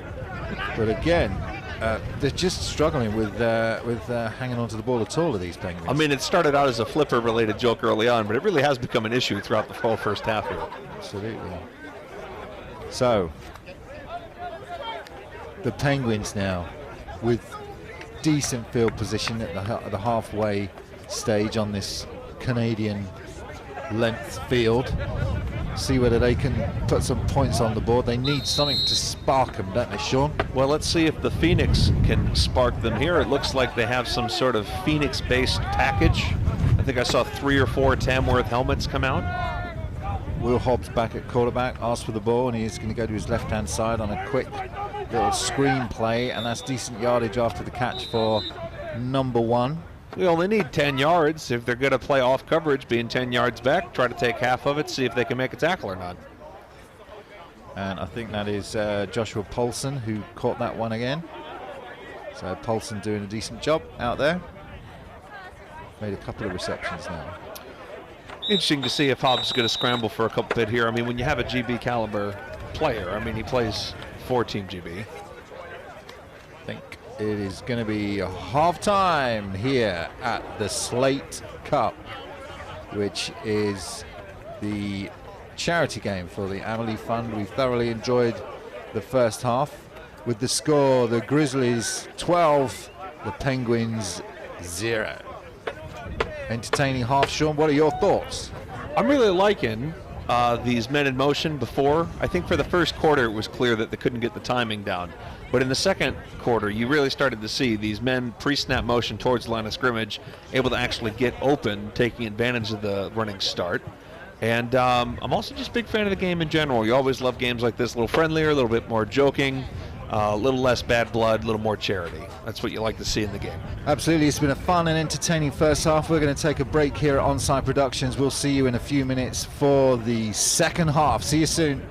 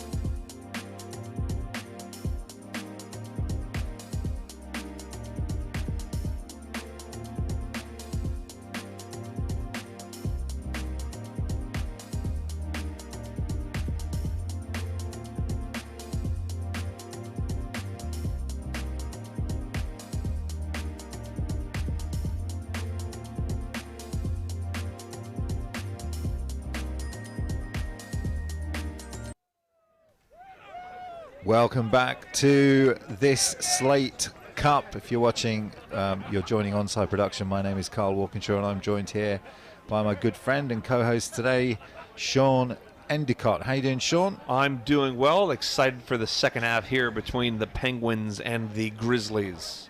And just to let you know, we've been brushing up on our group names, both for Bears and for Penguins. So we'll be bringing you that exciting news of how you describe a group of Penguins and a group of Grizzlies as we move through this game. But this is the last game, the last charity game in a series of games that have come under the banner of Mike Island's Schmider Cup that we've thoroughly enjoyed here at Onside Productions, and we hope you have too. These charity games, this one today is raising money for the Amelie Fund. And the Amelie Fund was set up by the Gridiron Hub CEO Steve Price in honor of his late daughter Amelie Autumn Price, that tragically died. And that money into the Amelie Fund goes into a number of different sources. And if you want to make a donation, you can go to gridironhub.com. But it's good, isn't it? Because these events bring together the community of American football. It's a small community, isn't it, Sean, around the UK, because we are a minority sport. And these types of events bring together players from different teams and build those connections and build those bonds that can last a lifetime. Yeah, I mean, you and I have been in the game for a while, and you end up with lifelong friends, and they end up at your wedding or your funeral. Unfortunately, they're with you for life, and you can see some of these bonds forming now as these people do a penguin dance during warm-ups. I mean, you can see genuine friendship forming. It's great to see with the game here. We did, and up in Nottingham, we tragically lost one of our stalwarts of the game over many years. Stephen Brittle tragically passed away last weekend. He was a really good friend of mine and a man I loved very much, and it was a real shock to everyone here in Nottingham to lose him. And you realise how strong these bonds and communities are that form around. Steve was a player with the Nottingham Hoods back in the day, and then played for the Nottingham Caesars, and then went on to coach for the University of Nottingham American football team. So he's impacted so many people in his life, and a tragic loss that we had last weekend. Just want to pay my respects to his family and send out our love and good wishes to them. We've all been hit hard by that one up here in Nottingham, and I know that there's other players that have been lost that hit communities, American football communities all over the country, and so you just get that sense of that strong bond that we all have together. Yeah, I think first I second the sentiments, obviously, for Coach Beef, who I was actually with the day before he passed, and so it came as a shock to all of us. And obviously to this community, he was the one who affected us the most. But as you said, we've had some other losses, and it just goes to show how much this sport can really mean. Obviously here this charity game is in honor of someone whose daughter passed away, and you want to honor these people's memory, and I think American football is a great way to do that. It is. It's a tight community. It's a strong community, and we're so pleased that here on Onside Productions to be part of that and to be part of this charity game. And hats off to Mike Island for organising another great event with all these players coming together. It'll be the Penguins that are going to be receiving the kick-off to start, and they need it. They need it, Sean, don't they? Because they're 12-0 down at the half. 12-0 down in a game that, to be honest, the scoring has kind of been a bit sporadic. It's been flat, turnover, then one big play, and then maybe another explosive play somewhere down the line. So this isn't like some sort of high-flying fireworks affair. If you get up by 20 in this game, that might be it. And how do you feel about how they've handled the Canadian rules football so far? I'm not sure they're quite used to the three downs on either side. They haven't seemed to game plan for only having 3 downs to get 10 yards, but I mean, that is quite the dramatic change. It is, and it's the impact of first down, isn't it? If you don't get anything on first down, because the tactics, certainly of the Penguins, seemed to change later on in the half, where they sort of realised, if we need to throw something short on first down in order to put ourselves in a position to keep the sticks moving. Yeah, that's exactly right, because to all of us that are used to the American rules of American football, it's pretty much the equivalent of 3rd and 10. If you just get one incompletion on first down, you're already behind the sticks. It's like 3rd and 10. Yeah. It's actually 2nd and 10, of course, but with only 3 downs, it's about the same. And you have to have that impact. You can see the 12 players there lined up. The other thing that we've noted, obviously, is the size of the field. The width of the Canadian football field is 63 yards, and so you have much more space to work in, and it's really geared up for offenses. Defenses also have the disadvantage of being 1 yard neutral zone, which means they have to line up a yard away from the offensive line, which means the offensive line can get moving, get momentum, and run any kind of pulling blocks, etc., or set themselves up before the defense even engage. But we haven't seen much of that advantage from the offenses so far today. Let's see what happens in the second half. So far, that line difference is almost managed to help the defense more. I wonder if them starting a little further away has prevented the offensive line from getting their hands on the defenders, because we've seen a lot of pressure from D-lines on both teams in this game so far. We have the kickoff of the second half of this Slate Cup, and it's picked up by a Penguin who's running to the right and the left-hand side now. They tried to do a little misdirection. I think they did, and that's tackled, and it's going to be starting out for these Penguins at around the 20-yard line. So you had two Penguins running at the top of your screen with their hands up in the air, shrugging, as if they were confused, but then the play went the other way. Unfortunately for the Penguins, the deception did not work. Confused me for a second. Well, it confused our cameraman, but on the field they got a better vantage point. I was about the only one confused on that play. All right, so Team Penguin, what can they do? 12-0 down. Sean, what do they have to do in this second half to get themselves back into this one? Well, they're going to have to stick with the short pass game on these first downs, or even try to get a few runs. That really hasn't been clicking for them. So I would stick to the short pass game. They seem to do better with some of these hitches and shorter routes with some timing. And also the quarterback's been able to get some time by moving around a bit. And so I would say that you continue to do that. Not as much as the Grizzlies quarterbacks, but I would say move around in the pocket, try to extend these plays, and just keep getting little bits of yards instead of going for it all every single play. Let us know what you think, as it's Ollie DeRuta still in at quarterback. This time he does hand off, obviously taking Sean's advice, but not much gain there, maybe a yard or two, but they do need to make some impact on first down. Ollie DeRuta stays in at quarterback, the Solent Thrashers. He was in for the whole of the first half, and if you want to join in with the conversation, hashtag us at the Slate Cup on Twitter, and you can also make your comments on YouTube, and we'll flash those up as we move through the game. How have you found Canadian rules football so far? So, 2nd and maybe 9 for this Penguin team as they try and get on the board. Empty set here. This is a new formation for the Penguins this half.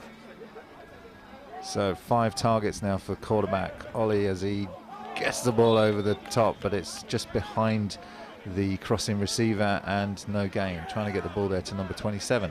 Better concept, worse execution there than what they would have wanted. Be curious to see what happens with this no running backs in the backfield look that the Penguins have come out with in the second half. Trying to get the ball to Chris Pedley there, Lancashire Wolverine running back, who wasn't able to hang on. Now they look as if they're going to be back to punt this one away. Again, it comes up so quick, doesn't it? You get two incompletions and you're punting the ball away. And only 20-second play clock as well. So, I mean, you get the ball less than a minute, the other team could have it.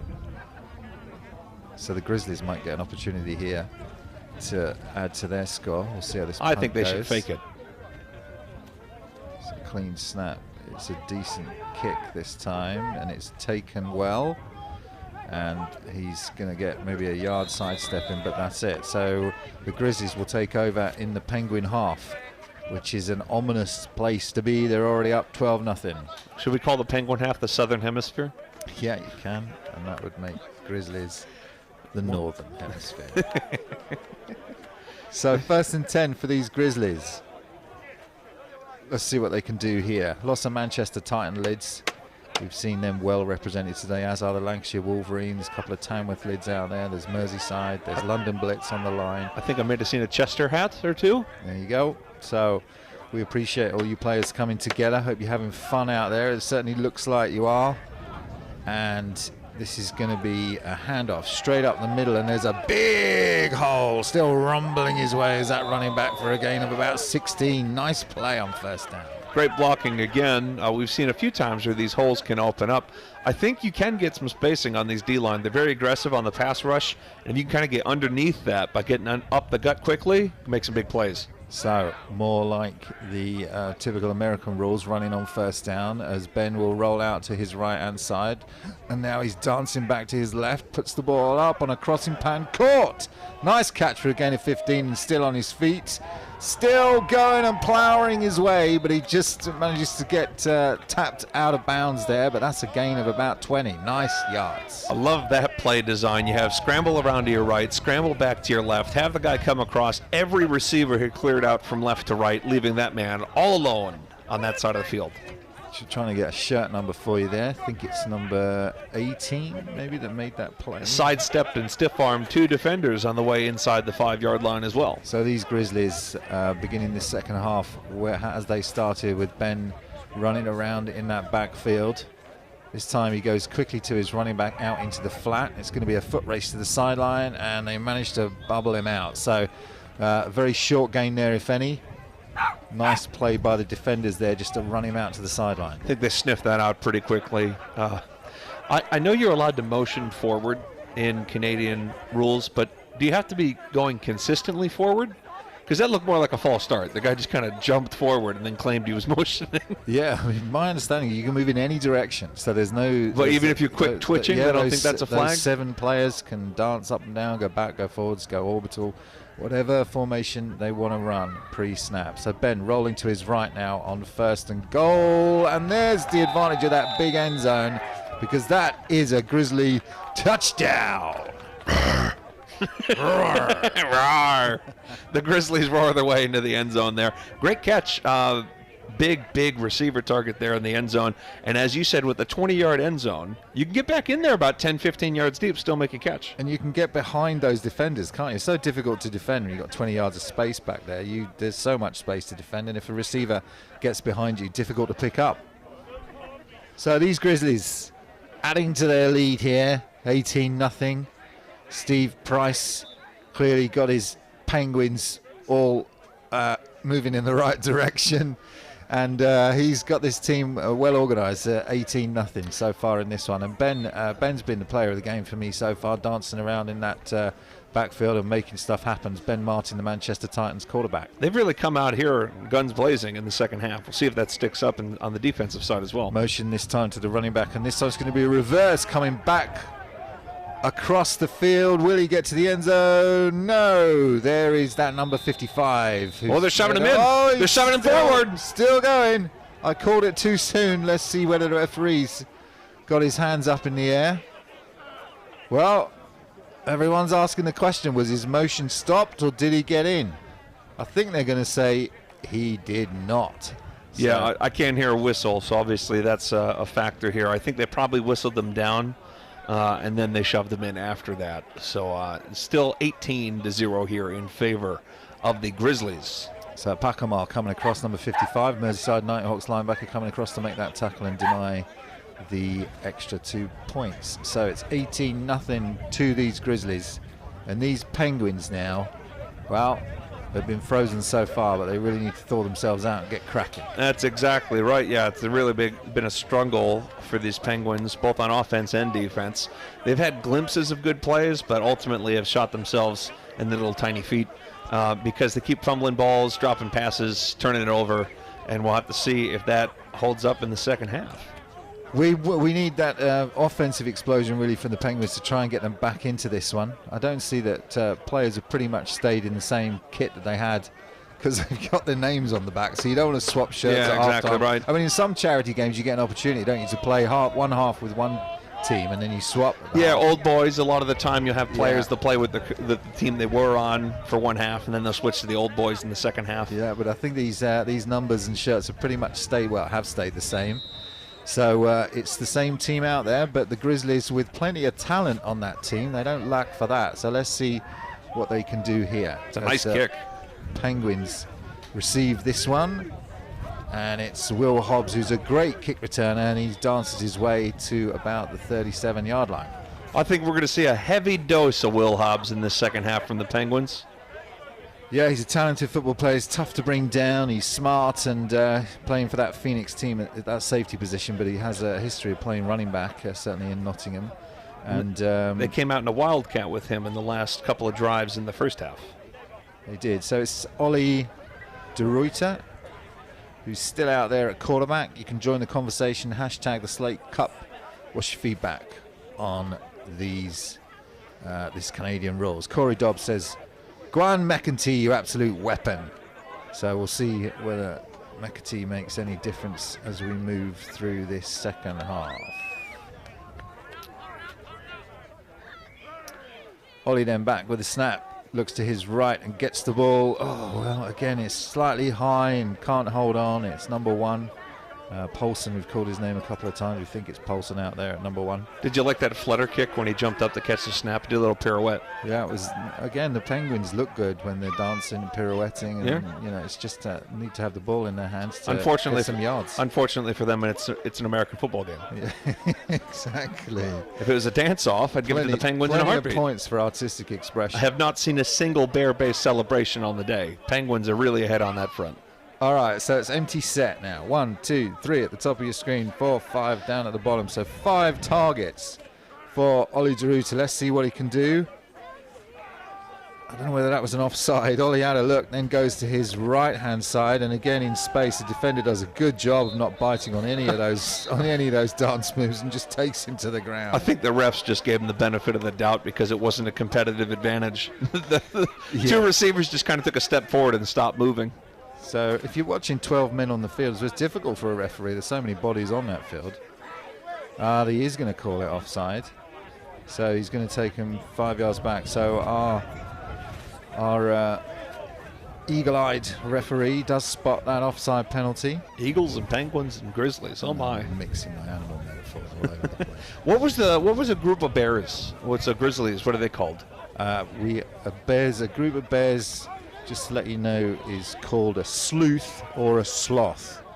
A sleuth. I like a sleuth. A sleuth of bears. A sleuth of bears. Sleuth of Grizzlies. Sleuth of Grizzlies. Yeah, we'll certainly get that into the commentary at some point. See if you can spot that. Penguins, you got to do something before. There's that pirouette again. Third down, under pressure, lofts the ball over. Oh, nearly could have been the 3rd interception there for these bears, Grizzlies. So. Incomplete, and it's a turnover on downs. It's the same story as we had in the first half. The Grizzlies mauling these Penguins 18-0 and continue to do their job on defense. You like these playful fake fights between the Grizzlies and the Penguins? Yeah. A lot of little shoving and fighting, but they're obviously just joking around. You can tell by their faces. There will be those, though, that want to be competitive, don't they, Sean? I mean, even in these charity games, you get to play. You can see there's Manchester Titans helmets on both sides of the field. And you get to play against teammates, and that does create a certain sense of kind of tension, and you want to do well, don't you? I've had a few teammates that I've wanted to hit throughout the years, I'll say that much. Here we go on first down then, as Ben rolls out to his right, keeps the ball and just gets out of bounds. Again, that linebacker tracking him down. And he's probably a leading tackler for this Penguin team. He's had a good game so far. He's been one of the standout players. But a small gain for Ben there on that, and it will bring up 2nd and 7. In the first half, we were talking about rule changes that we might want to see in the British game, inspired by these Canadian rules. Any rules pop up to your mind, Carl? I'll come back to that. 2nd down. This time they hand off to that big running back, and there's nowhere to go. That is slammed out the line of scrimmage and pushed back. And a little bit of afters there, but just a bit of fun. So that's going nowhere on 2nd down. Rule changes for the British American football game.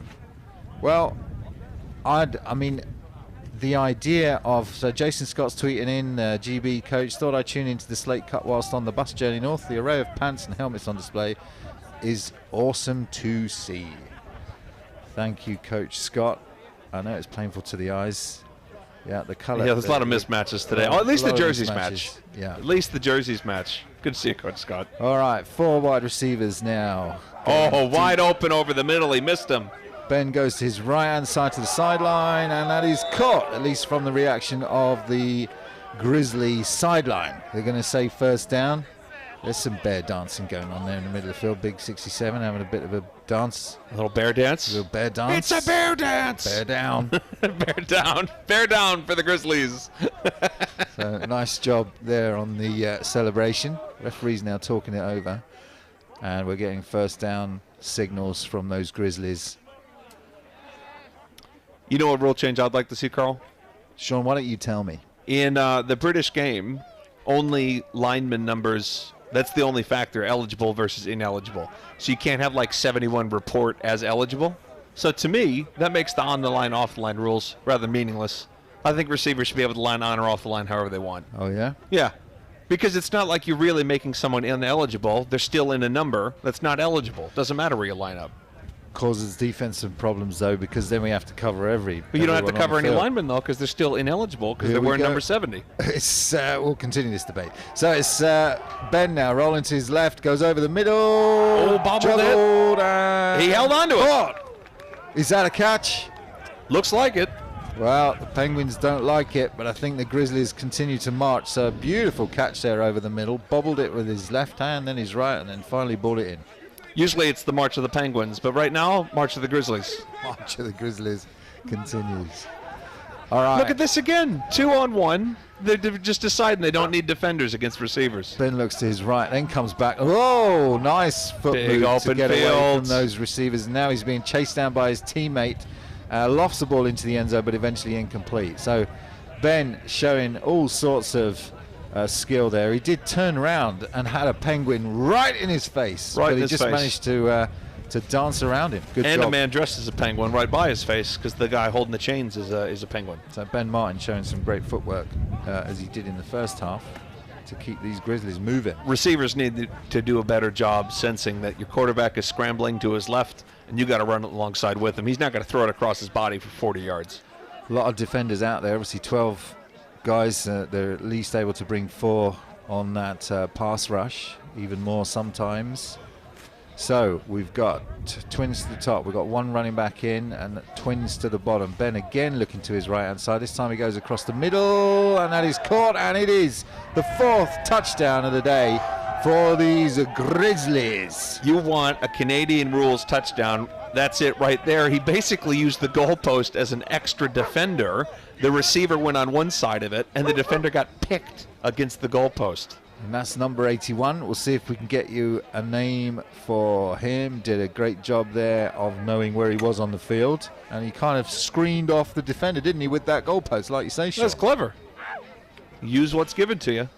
So the 4th touchdown of the day for these Grizzlies brings up the score to 24-0. As Jason Scott tweets in again, Coach Scott also enjoying seeing Mike McGugan trundling down the field on kickoff coverage, and Will Hobbs as well. So thanks, Coach Scott. Keep those tweets coming, everyone. Hashtag the Slate Cup. Probably worth highlighting that's Coach Jason Scott, head coach of the Great Britain national team. So good to see him enjoying the game here in this charity match, as he's also coaching some University Bowl this weekend. Yeah, absolutely. Some of his players from the Phoenix as well on the field. Yeah, committed American football guy, does so many great roles with Tamworth, with UON, and with Great Britain as well. So great to have him with us. As Manchester Titans kicker is going to come on for the Grizzlies to see whether they can put this through. We've not had a kick yet. We've not had to use the rouge rule or the 1-point rule. So we'll see what happens here. Left-footed kicker here as well. Oh, bad snap. Bad snap. He's just gonna lie down, and somebody then just fall on it. Oh, the kicker's gonna recover it. He bared down on him. He's kind of just lay down. Let's be honest. So that play will come to an end, and I don't think we've had an extra point the entire game yet, have we? Struggling with these. We haven't even had one points. cleanly attempted, let alone to see if it actually go through the uprights. There is a rule that's a Canadian rule that if the ball goes out, so if you attempt a field goal, not an extra point, but a field goal. A field goal, not an extra point. If you attempt a field goal and the ball doesn't go through the upright, but it goes in the back of the end zone, you get a point for that, Sean. You just get a point for being able to kick it that far out the end zone. That's my kind of thing. Sometimes I help out with coaching some kicking, and that's quite the benefit there. Just say, look, if you can't get it accurate, just boot it as hard as you can. At least get one. At least get 1 point. So there's an interesting little. Maybe we should bring that in the English game. A lot of kicking's not as where it should be in this country. That is probably, if we were going to adopt one rule, that would be it. If you can kick the ball out of the end zone, you get a point. Though in Canadian rules, the end zone's 20 yards, so it's a little harder to kick it out. It is, yeah, probably make no difference whatsoever. Right. Does it have to go out through the air, or could it bounce out? No, it has to go cleanly through the back of the end zone, yeah. All right. Anyone could bounce it out the back. Exactly. So onside kick again. They've done it again. Have these Grizzlies. What a beautiful kick. Streaking down the sideline. Looks like he will be out of bounds at about the 40. But these onside kick, I tell you what, who is that kicker? Yeah, get him on the phone. Whatever adult team or senior team or uni team he's on, they really need to pay attention to this because these have been 2 picture-perfect onside kicks. I mean, you couldn't throw it better than that. No, you really couldn't. The receiver just streaking down the sideline, just picks the ball up. If you could advance, stride and if you were allowed to advance onside kicks, that would have been a touchdown. But I think it's just right there where he caught it. So, what have we got? The referee now is going to give the ball to the Grizzlies at the point where that reception of that onside kick was made. You would think in England, it doesn't even have to bounce on the ground, does it? You can just loft it straight up. You would think in England we'd be better at onside kicks because it's a little bit like rugby where you kick it down and then you run up and then you ruck. You'd think that'd be similar, but somehow the skill doesn't translate. I guess the point do you remember the national final in 2019? Back to back. And they did back-to-back onside kicks that were recovered against and they scored on London Warriors. Both ensuing drives as well. Phoenix, yeah. Coach Scott just remember that as a. I think they scored a touchdown after one and then a field goal after the other, I believe. So you get a 10-point swing. 10 points, and the other team doesn't even get a sniff of the football. So these onside kicks then today have worked for these Grizzlies as well. So first down again, and they've retained possession, so they could build their score even more. The motion now, the running back kind of. That's a backward pass. That's a live ball. Live ball, which is picked up by number 21 of the Penguins. And he hands it to his mate. Hands it off, and he's trundling down the field, and he's out of bounds. so we see it all now. But I think that's going to come back at the point where that initial fumble recovery was made, but it is going to be a Penguins ball. Penguins ball, and look, you can see this. It's a huddle of Penguins, which we looked up. And that is a true story. That's actually the name for a group of penguins, one of many. Apparently it changes if they're in the water or not. It does. It's not raining, though, so we're going to go with a huddle of penguins. A huddle of penguins, and they're going to huddle up and decide what they're going to do with this possession. Hopefully march it down the field. Let's see whether those Penguins can get marching. 24-0 here in this Canadian football game. We're into the third quarter now, and after that turnover, and it was just a bit of a mistake by the quarterback, really, who threw the ball backwards rather than forward. Yeah. In fact, the motion of the running back was initially forward, and then he kind of stepped back, and that created that live ball situation. Yeah, you got to be real careful on those swing passes, running back screens, that sort of thing, receiver screens. Make sure that you're getting that ball either slightly forward or make sure you get it on target. Look how many people are back there. You get a little diamond formation going. And look how big the field side is in this hash mark. You know, they've got loads of space to that right-hand side. This time the referee's going to blow it dead. So have they fallen foul of this 20-second clock again, do you think? Could be, yeah. We did see a delay game earlier. That seems to be, that's the penalty delay game. It is a delay game. They were busy celebrating that interception, or the fumble recovery, and they decided not to get a play call in. Should get an extra 5 seconds just for some of those dance moves they've got, I think. But anyway, it's going to be 1st and 15 for these Penguins, trying to do something on offense. That time looked interesting start to that play with the quarterback going in motion and maybe Will Hobbs stepping in against that Wildcat. This time they go with 3 running backs, 2 receivers to the top. Quarterback running out. Bringing the quarterback out to this bottom side of your screen. He's there waiting for that screen pass as well. It's going to go to number 1 down the right hand side, and he's got lots of space. Can he beat the first defender? No. Nice trucking hit. That Grizzly came over and laid a big paw on him. I'd say down he goes. He was beaten by the first defender. I'll put it that way.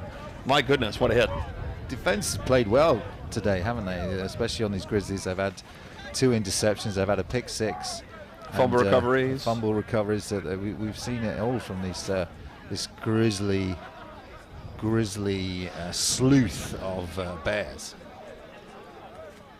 What's a Grizzly day for the Penguins offense right now? Down 24-0. Let's see what they can do here. They're trying to put some additional plays in, aren't they? They're still with that 3 running back set now. They got 1 receiver to the top, 1 to the bottom, and then 3 targets as the quarterback again comes out as that kind of valve play, but it's going to be number 1 that keeps the ball, tries now to his right side, option flips to Will Hobbs, and Will Hobbs putting his helmet into the heart of that Grizzly defense and picks up an additional couple of yards. If you have a field this big and you have athletes, I think the option should definitely be something you go towards. Yeah, and Will Hobbs, a good running back. And that was number 22 on the tackle that took the full brunt of Will Hobbs going at full speed.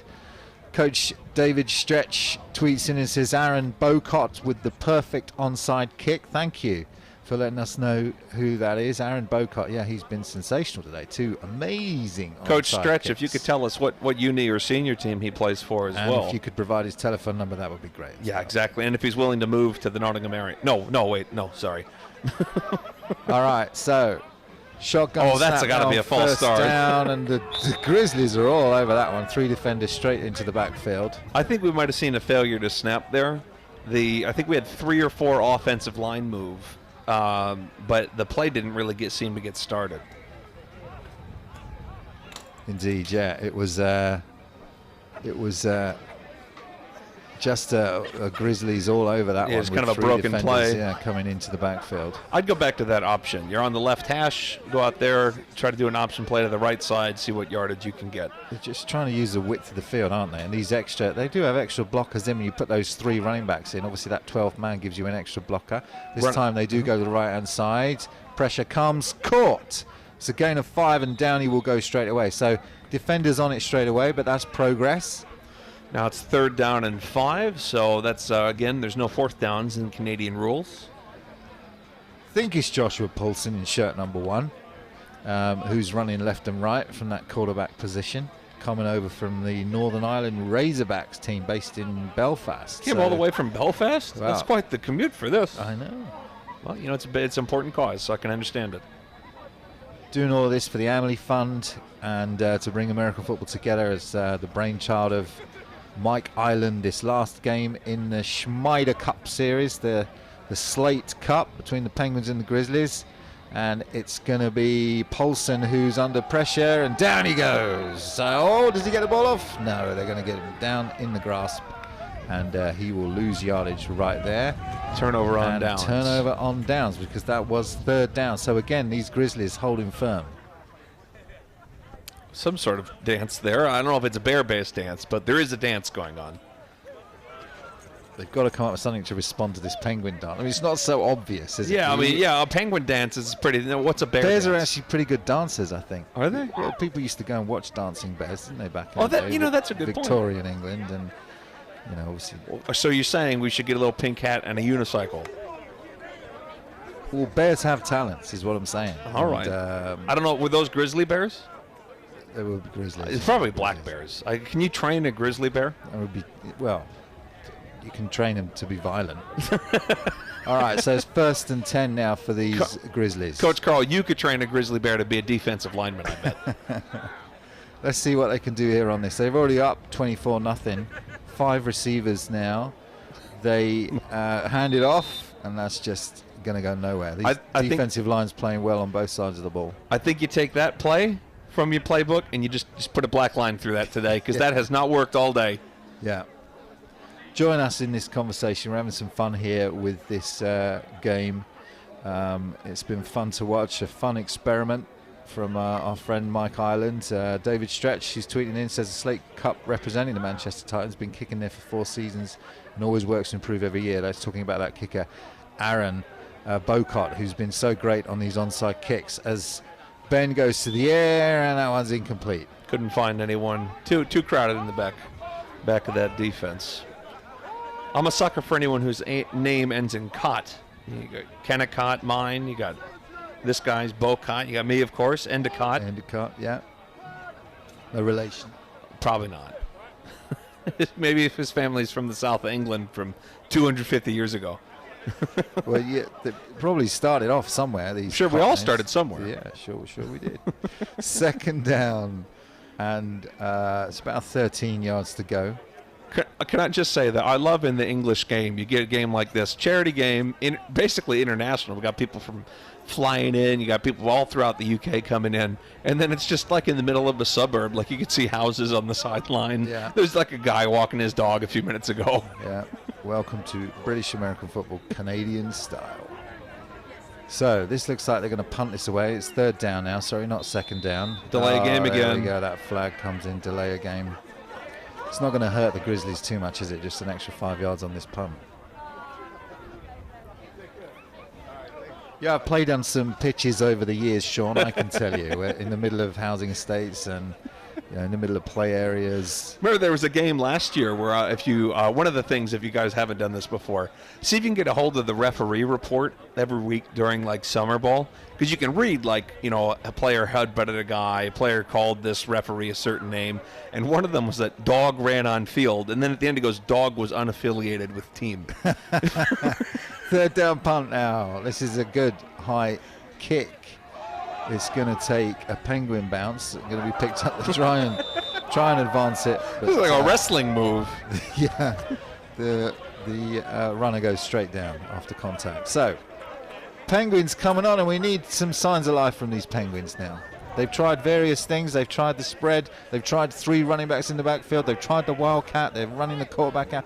Well, they're trying to be creative, but the most success they had seemed to be just dumping the ball off on first down for a short gain for passes and then option, and they haven't really gone back to that. You'd think they would. I will say this game, I don't know what I'm allowed to say on the air, so I'll put it this way. We've seen players from teams hydrating at halftime, if I'm allowed to say that, and so I think we might start seeing a bit more relaxed in the second half as the game goes on. I'll put it that way. Definitely hydration going on. Though I think technically it's actually dehydration. yeah, you might be right there, Sean. So 1st and 10. Not bad field position. We've now into the 4th quarter. As you can see, the quarter came to an end at the end of that kick. So the Penguins now driving towards the right-hand side of your screen. And they're going to come back with the same formation with those 2 running backs actually, trips to the top of your screen, single receiver set to the bottom, 5 targets in this Canadian rules game. And they're going to pitch it out to Will Hobbs down the right-hand side, and he picks up a few yards before he bounces off some tackles. He's tough to bring down, that Will Hobbs. I've tackled him myself and came away with a headache, I can tell you that. So they do finally get him down after a gain of about 6 or 7. I'm really surprised. Actually, they're going to move the chain. So from our angle, it didn't look as far as that. But no, they're going to give them a first down. Nice run. I'm surprised that the Grizzlies' defense has not been taken advantage of. They have left receivers on the other side of the ball completely uncovered for this entire game. If you look at the top of your screen now, there's only a one-on-one matchup. But even if the Penguins put another receiver out there, they don't bring a safety down to cover him. And they haven't thrown that way the whole game. Poulsen in motion. Poulsen and Hobbs now running. And Poulsen this time will follow his offensive lineman.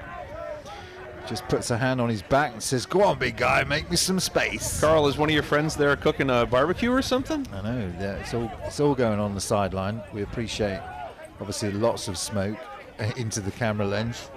But they're having fun out there. They got the beers going on. They got the burgers on the grill. Have the Grizzlies, and that sideline looks to be enjoying themselves. Yeah. Well, when you're up 24-0 in a game that was already a charity match, you're gonna have a good time.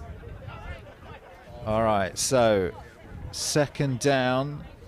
After here it is again. Pickup. Top of your screen. 3 receivers, only 2 defenders. I think they're bringing a linebacker over now to try and cover that threat. But yeah, you're right. He does look in that direction. Just Poulsen goes over the middle, and the reception's made on the move. Nice tackle again. It's been some good tackles going in. That's number 44 on the reception for the Penguins, and does a nice job of keeping his feet moving and getting additional yards. I'm going to take a guess that the Grizzlies installed some base defenses, and then some of the either coaches or players have failed to account for the extra man on the field. Well, those safeties, they don't actually have safeties in Canadian football. They're called halfbacks. Okay. They kind of have to come across to cover these additional receivers. Well, they have a free safety at the back that you can see there in the end zone, and then you see a guy wide open in the end zone, rolling out to the right, going deep right-hand side, incomplete. That was a lot of contact. So no flag on that. They're asking for a flag of the Penguins, but they're not going to get one. Long way for the referee to see that one. Yeah. Is there only one ref on the field? I think they have some sideline help, but there's only one. There's only one referee. Yeah, I've ref games where you're. Yeah, I've helped ref games where it's you're shorthanded and you just cannot see everything. You think 24 players, there's 5 offensive linemen, at least 4 or 5 people rushing. There's just too much to watch for one guy. You're not going to see every flag. But he's done a great job. He's here done today. well. That's given the circumstances. Been a pretty well officiated game from what I can see. Flags coming out for delays of game. He's coped with these Canadian rules well as Poulsen now. He's got the option. There's that for Hobbs, option. and he's going to take it. Hobbs now left-hand side, puts his head down, cuts back inside, and it takes 3 defenders to bring him down. My And he's going to goodness. move the sticks. Well, that's what happens when you put a GB player in open space. Yeah, does a nice job, does Will Hobbs, and he's really got this Penguin offense moving now. The combination of Poulsen running inside and Hobbs with that option on the outside. And because that option, when he pitched it, he was still behind the line of scrimmage. It didn't matter if the pitch was slightly forward or not. I think that one might have been sideways, but even if it was a bit forward, it would have been fine. Trips to the field side now. You can see the top of your screen, and they've got doubles. Empty set now. Poulsen goes to the air over the middle. Oh. Nearly picked again, in and out of the hands of that Grizzly defender, that middle linebacker, just dropping into his hole position. Nearly had a gift. They got to look to throw left here. They had trips at the top and no one nearby. They got to start looking the other way. Difficult throws to make these to the sideline for quarterbacks, but yeah, I think you're right. You've got to throw where the men are on the field. So this formation, though, is working better for these Penguins. Let's see if they go to that option. That running back looks like he's getting just the right amount of space. Poulsen with Will Hobbs. Snap is off. Hobbs stays into... Who was picked that to? again. So Hobbs was into block, and it's an interception. And he's down going. the left-hand sideline. Now he's turning on the burners. Will anyone catch him? There is no one there. It's just grass. Poulsen's trying to chase him down, but no one's going to get there as he runs a little bit out of steam, but he doesn't need it. That is touchdown. Grizzlies for their 6th touchdown of the day. They are dominating. Let's get you a name on that defender, number 26 for the Grizzlies. Just an errant pass there by the Penguins. Threw it to 3 Grizzly defenders, and there wasn't a Penguin within 5 yards of that throw, unfortunately, for the Penguins. And this Canadian rules has really been to the advantage of the defense of the Grizzlies, because we think that's Andrew Jones of the Cornwall Monarchs, number 26. That's who we have listed at number 26, a defensive back, who took that all the way from one end zone to the other. And that's 110 yards he's running, isn't it? Well, so no wonder he 100, ran out of 100 steam. yards. He's probably only used to running 100 yards on his pick sixes. This time he had to do 10 more. So he did a good job getting into the end zone. So Grizzlies now 30 points, Penguins 0. And that was a shame, because the Penguins were showing signs that new formation was really starting to work for them. But in the end, they end up having another pick 6 taken back against them. That guy ran into the wrong sideline. That's not allowed. Extra point. This time it's up and it's good. Look at that. So we have an extra point as well. Canadian rules, you get 3 points. As you do in American rules. No, it's just the 1 point, isn't it? Well, no, yeah, this is the complex bit, Sean. So if you missed that field goal, but you kicked it out of the end zone, That's you all the get field goals, 1 though. point. This is the extra point. So it's just the 1. Oh, you're absolutely right. Aren't you from Canada? Well, yeah, I'm just having fun like everyone else.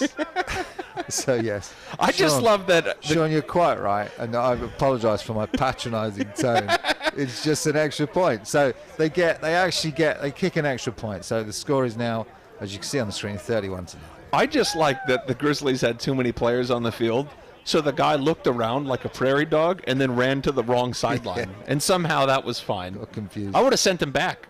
If you sit there just down, the Penguins should have held a little wall and just shoved him back on the field. If you're a Penguin, I'd just sat him down and say, yeah, you're playing for us. Yeah, The score's coming. Look at the scores they've got. yeah, not a bad idea. So the Penguins then are deep into the 4th quarter for these Penguins. Still no offensive points. They will want to put something on the board, won't they, just for pride. Yeah, you don't want to get shut out, particularly in a charity game. So plenty of talent on this Penguins team, but they haven't been able to get it working. And these Grizzly defense has really played well. They've had 2 pick 6s. We've seen onside kicks recovered. They've done everything really that they could to win this game, and the score reflects that, 31-0. In fact, you could say they're having a high level of onside production. You could say that, Sean. Nice job. I saw. There it is again. The onside kick again. And they got it. Getting recovered. It's kind of sat there in front of the Penguins' feet, and he didn't pick the ball up. So again, the 3rd onside kick recovered And the Manchester Titans players celebrating that one. If this guy could do onside kicks like this, Jonathan Homer may never give the defense a ball again. This Aaron Balcott. He's just going to do onside kicks every kick. It's been a revelation today, hasn't he? He should just do a clinic on onside kicks for British American football. Honestly, it's been great. So that's 3 times now that the onside kicks have been recovered, and they're just keeping these Penguins off the field, which is kind of really disheartening because you're ready to go on. You want to make amends for the fact that you threw an interception that came back for a pick six. You don't even get a chance. Well, I'll give you some advice. If you're the Penguins, catch the ball. Yeah. I mean, they've done it 3 times now, so you should probably be looking for it. It's true. It's true. Let's try and do something different next time. All right. So it's the Grizzlies again. It's Ben that's still in at that quarterback position. Takes a quick snap this time. Play action. Pulls it down and goes to his right-hand side. Pick up a couple of yards on first down. Keep the ball moving forwards. Good offensive line play by the Grizzlies today. They've held up offensive line. You think like this, it's players from different teams. Communication's not going to be a thing. They've been pretty clean, but it really helps to have that mobile quarterback. I mean, we've seen a lot of this scrambling around from the Grizzlies as well to help keep that shirt clean of the quarterback. Yeah, you got James Spencer there, the Chester Romans in at centre. He's been the one feeding Ben these balls back. Does a good job there on the snap as Ben rolls his left-hand side under all sorts of pursuit. But they miss the angles, and he will continue to truck his way for a gain of about 12 and a first down. So just poor angles, really, from the defenders there. But this offensive line of James Spencer, we've got Michael McGugan on there from the Titans. You've got Josh Dowling in there, Matt McCormack. So a bunch of players come together to put this makeshift O-line together, but they've done well today. Really looked like that should have been a tackle for a loss. And the pursuit was just completely behind him. You got to aim for the correct hip, you got to drive, and just didn't happen that play. Yeah, so Ben Martin, who's deceptively fast, I think, manages to pick up another first down. This one's just going to hit the deck. It was in the vicinity of a Grizzly receiver, but just didn't have any height on it, that one. Yeah. No, it looks good. I think this Grizzly offense, they need to just keep that mobility going. Short passes, running around. They've done well on scramble drill. Just keep that going here. But you got 2nd down and 10, as we said earlier in the game. That's really behind the sticks when you get to that 2nd and 10 in Canadian rules. So 2nd and 9, they took that short gain from yes, you're right. Ben Martin on the run. So we're going to have twins to the top, twins to the bottom, one running back to Martin's left-hand side. Trips to the bottom, rather. You got that extra receiver. Oh, and Ben just falls down on that one. Yeah, so, QB draw play, but he just the player just picked him up. He is a little guy. Yeah, but he's a little bit effective. Yeah, I agree. Little guy, big plays. He's little guy, big plays, definitely. He's played well today, and he'll lose that yard that he gained on the first down, so it'll bring up 3rd and 10 as players check their wrist coaches to see what the play is. Trips now to the bottom of your screen. Some motion to hit the line at full speed. Great protection. Dancing around, all sorts of time in the pocket. This time he puts the ball up and see if that's caught. I think it's going to go to ground. So they're going to say incomplete and a turnover on down. So it looks like the Penguins will get a chance towards the end of this 4th quarter to get something on the board. Yeah, the Penguins, like you said, they're playing for pride at this point. You had march down the field, march the Penguins, all that. We made the joke many times. But you want to finish that march, yeah? And last time they got within the red zone and turned it over. So now it's time to see if you can punch it in. What worked on the last drive, see if it works on this drive.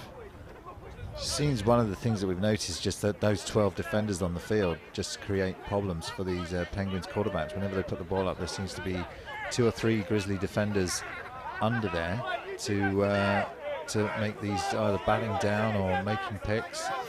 And it's been a hard day for this Penguin offense. See what they can do here in this last quarter. We don't have a time check here, but it's getting a little long in the tooth when it comes to this final quarter of the game. Thoroughly enjoyed this spectacle today as the ball is snapped. Oh my goodness. Paulson's going to give a little shovel pass to Will Hobbs underneath, and he'll pick up a gain of about 2. I'm not sure that block is legal anymore. You had a receiver from the slot do a blindside block cracking in on the linebacker. Oh, yeah? Is that legal anymore? I think you can't block into the box like that. It's defenseless receiver. Maybe they're taking advantage of a or defenseless defender. Canadian rule that we don't know Yeah, about. it could be. The guy was blown up and fell over. But, no, it was definitely a hard hit by the slot receiver there. And that helped open up for the run for a few yards. 2nd and 6. Paulson going to his left. Lofts it over to Will Hobbs. It's the Paulson and Hobbs show right now, and that's some nice defending to bring Hobbs down, but not before he picks up the first down. Say, number 9, is he actually a defensive end? He looks about twice the size of everyone who's been on him. He's been open 2 plays in a row, or two plays this drive, rather. They need to start going there as well.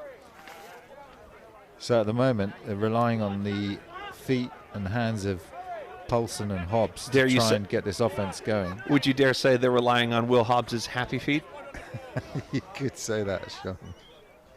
Snap on first down. Paulson again with shovel that pass to Hobbs again, and it picks up a couple of yards. They're keeping the ball, move in, but at some point they're going to have to try and get some quick points on the board, right? Well, I don't think they're playing to win at this point. I think they just want to get points on the board. You're not going to score 32 points in 5 minutes or whatever we have left. When you get good chemistry between two players like Paulson and Hobbs, you can move the ball in that way. It's so difficult to defend. You just don't know which one of them is going to come out with the pile. Paulson and Hobbs. Is that spin-off of the Fast and Furious movies? Yeah, Paulson and Hobbs. Here we go again then. 2nd and 8. Shotgun snap. Fielded well. This time Paulson's looking downfield, rolls to his right and fires. Incomplete. Did not work there. First play to not Hobbs in about 3 or 4 plays. Trying to get the ball to number 44 on that Penguins offense. Oh, you missed it, Carl.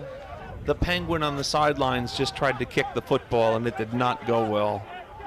It's a shame we don't have instant replay. He's wearing fake Penguin feet. What did he think was going to happen? He's also taken his hat off. No, it's back on now. Good. Remember, you're on camera, so please keep the hat on. 3rd down here.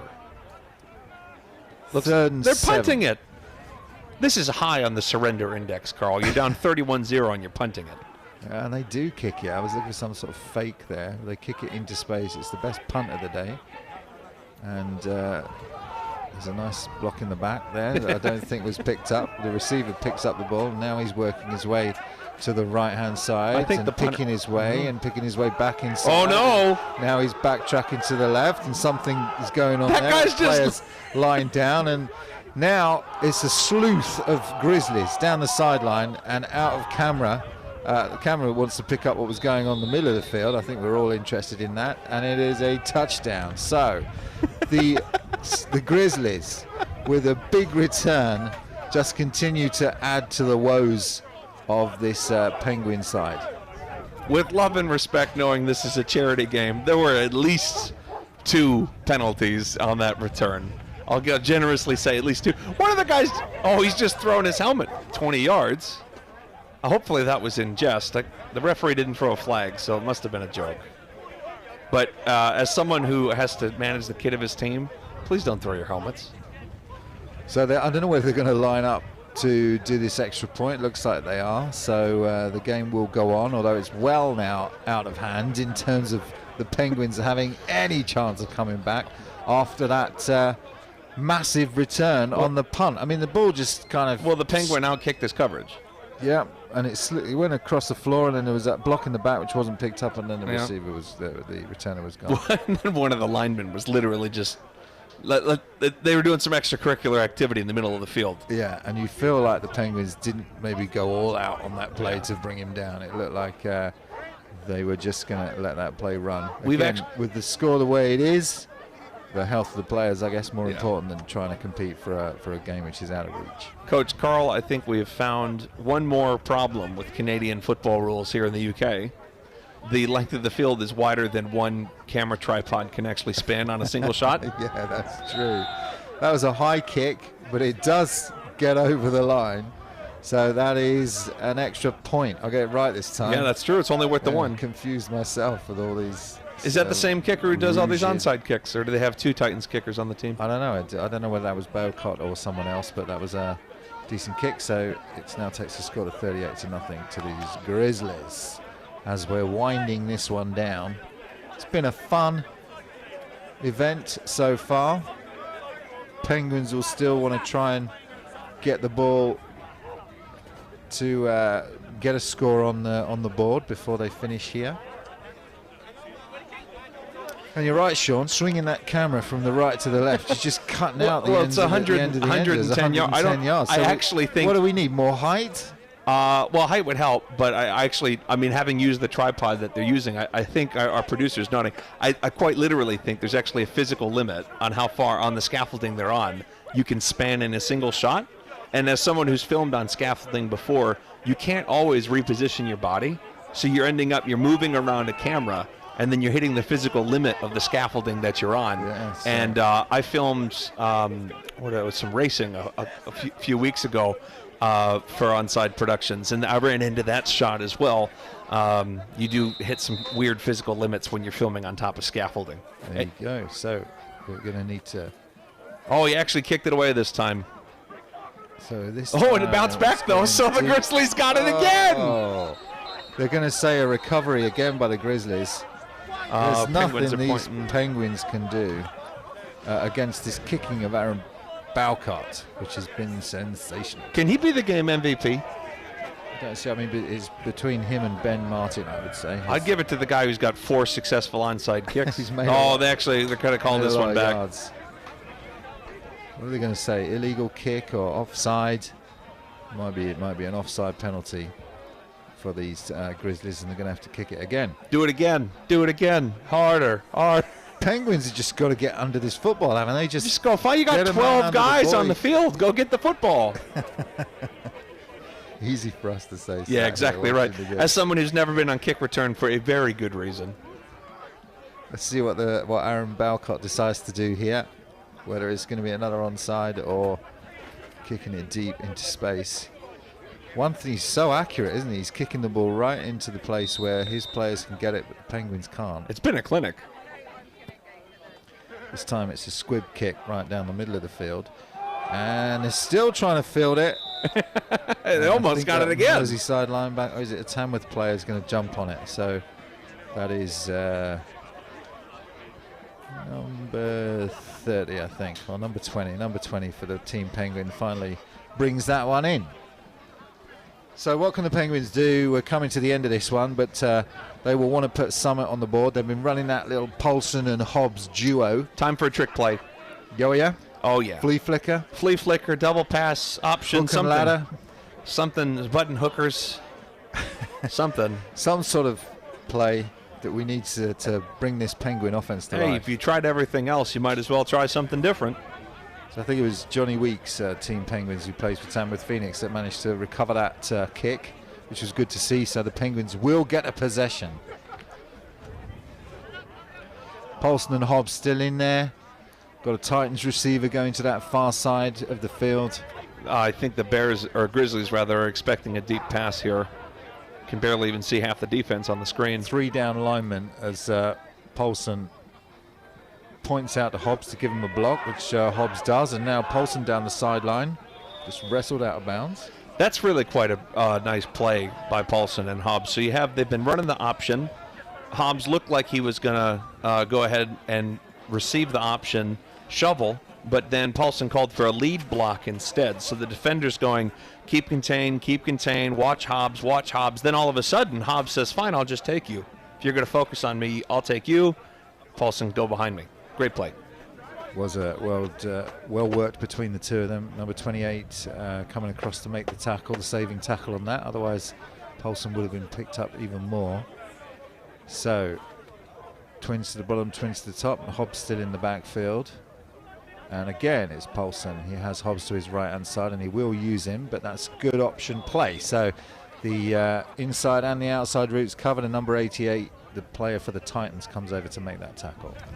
I'm surprised you don't see more option stuff in the British game. With how many people come from a rugby background, running parallel to someone and lateraling it to them, you'd think that would come pretty naturally. But see more of it in the Bucks maybe than you do within the senior American football. I've seen a lot of option plays when they use that flex bone and they run option off that, but particularly in the Midlands division, or what used to be called the Midlands division. Yeah, you've got a lot of flex-bone teams in that division. And you're right, Sean, it is an effective little play, difficult to defend. You have to defend that inside route of the quarterback, and you also have to have a man over to make sure that they've got coverage on that running back. Just get your 2 best athletes and put them in the backfield together. Absolutely.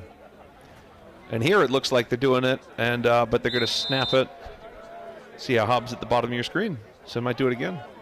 Fullback in. Again, the fullback goes out to block. This time it's shut down really early. Number 88 for that Grizzlies coming in and saying, no more of that, thanks. He says, look, I'm still up, I'm going. Yeah. Please let me get some points. Didn't hear the whistle. I think it's Kurt Sumner, the Manchester Titans, number 88, that's playing a bit of defense and coming in and making some of these plays. So he's been in on the tackle 2 consecutive plays now. So that'll bring up 2nd down, I believe, for these Penguins. Grizzlies don't even look particularly winded. They're having a fun time. I don't know if they're rotating on defense or they're all just keeping in good shape, but yeah, they don't look particularly gassed. Paulson now looks to his right, goes to the end zone. Can he get a man under it? Oh, no! In and out of the hands again. We've seen that so often today. Penguins just inches away from glory. I said they needed to go to the number 9 earlier today, but apparently that's not as sure-handed of a connection as it could be, at least on that play. Difficult to make that. So I think it's Ronell Daly-Thomas they're trying to go to, number 9, who plays a bit of defensive line, but who's also out there helping out as a receiver. You can see the size of him, the London Blitz player. It did hit him in the hands, but he did have to track that over his shoulder. So that's not an easy catch to make. But you do, when you have opportunities like that, you have to take advantage of them. And we're going to see a field goal. The luge rule coming into effect. Rule is very exciting if this is missed but goes out the back of the... It can't touch the ground, Sean. Let's see if they will kick it. No, they won't. They're hesitating. They're now throwing it onto no, it's bounced off somebody's head. The Grizzlies are going to... Oh, they're just going to go to ground. Why run another one back? Oh, they tried. I think the guy fell over trying to get it. I think it's because it hit someone's head. It's now just incomplete. So, nothing going right for these Penguins. Well, are you surprised Penguins can't kick? Penguins is proving very difficult for them to got little stubby kick. legs. It's a tricky job. I actually think penguins have relatively normal length legs, but their body actually wraps around them. But that doesn't work with my joke, so I'm going to say they have little stubby legs. So the Grizzlies with the ball again. The Grizzlies that have dominated this game from start to finish. We've seen a little bit of stuff going on between Paulson and Hobbs in terms of the option, but it's been Grizzlies all the way on this one, 38-0 in this Slate Cup. And again, we're doing all this for charity. It's the Amelie Fund that we're here to support, Steve Price's charity and Onside Productions. Great to see so many people from different teams involved in this. They had to call a timeout there because of some confusion on the offense. They sent one man off, brought another one on. I'm not sure they quite knew the formation and personnel group they needed to be in. So they avoid the delay of game, but they have to burn a timeout, which they won't be too concerned about with a 38-0 lead. And we'll see whether they're just going to run this clock or whether they'll try something else. Well, the run game hasn't been too successful for either team today. I mean, there's been bits and bobs, but running out the clock is easier said than done. Especially in Canadian rules, because you've only got those 3 downs. And 20-second play clock. You'd only run off a minute unless you get a first down. Good point. So less than a minute. 5 targets. They are going to keep the ball on the run option.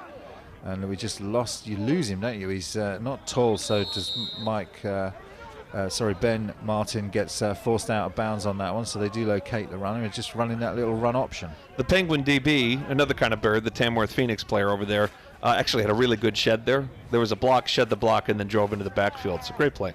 Nice job from the Phoenix defender. 2nd and long now. These Titans players checking their wrist coaches. That left-hand side of the line made up of Titans players, and this one's a handoff up the middle, trying to get behind those Titans blockers, and that's a nice play in the backfield from Penguin defense. Oh, that poor backside guard. He got the pull and lead block, and he was so excited to go demolish somebody, and the tackle happened, and he had to stop.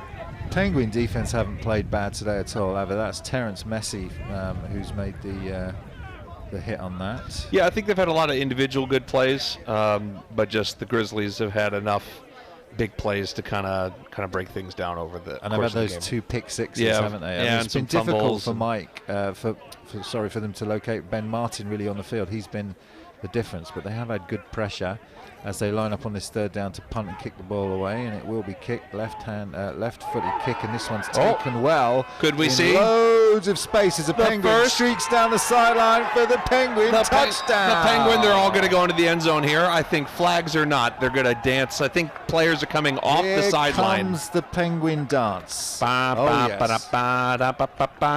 got the march of the Penguins here. We've been waiting for this moment. Happy feet in the end zone. There it goes.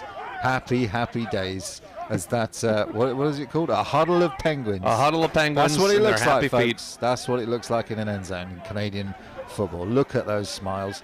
It could be. They look like they've won the game, don't they? But all they've done is really win the dancing competition. Well, that's the same thing, isn't it?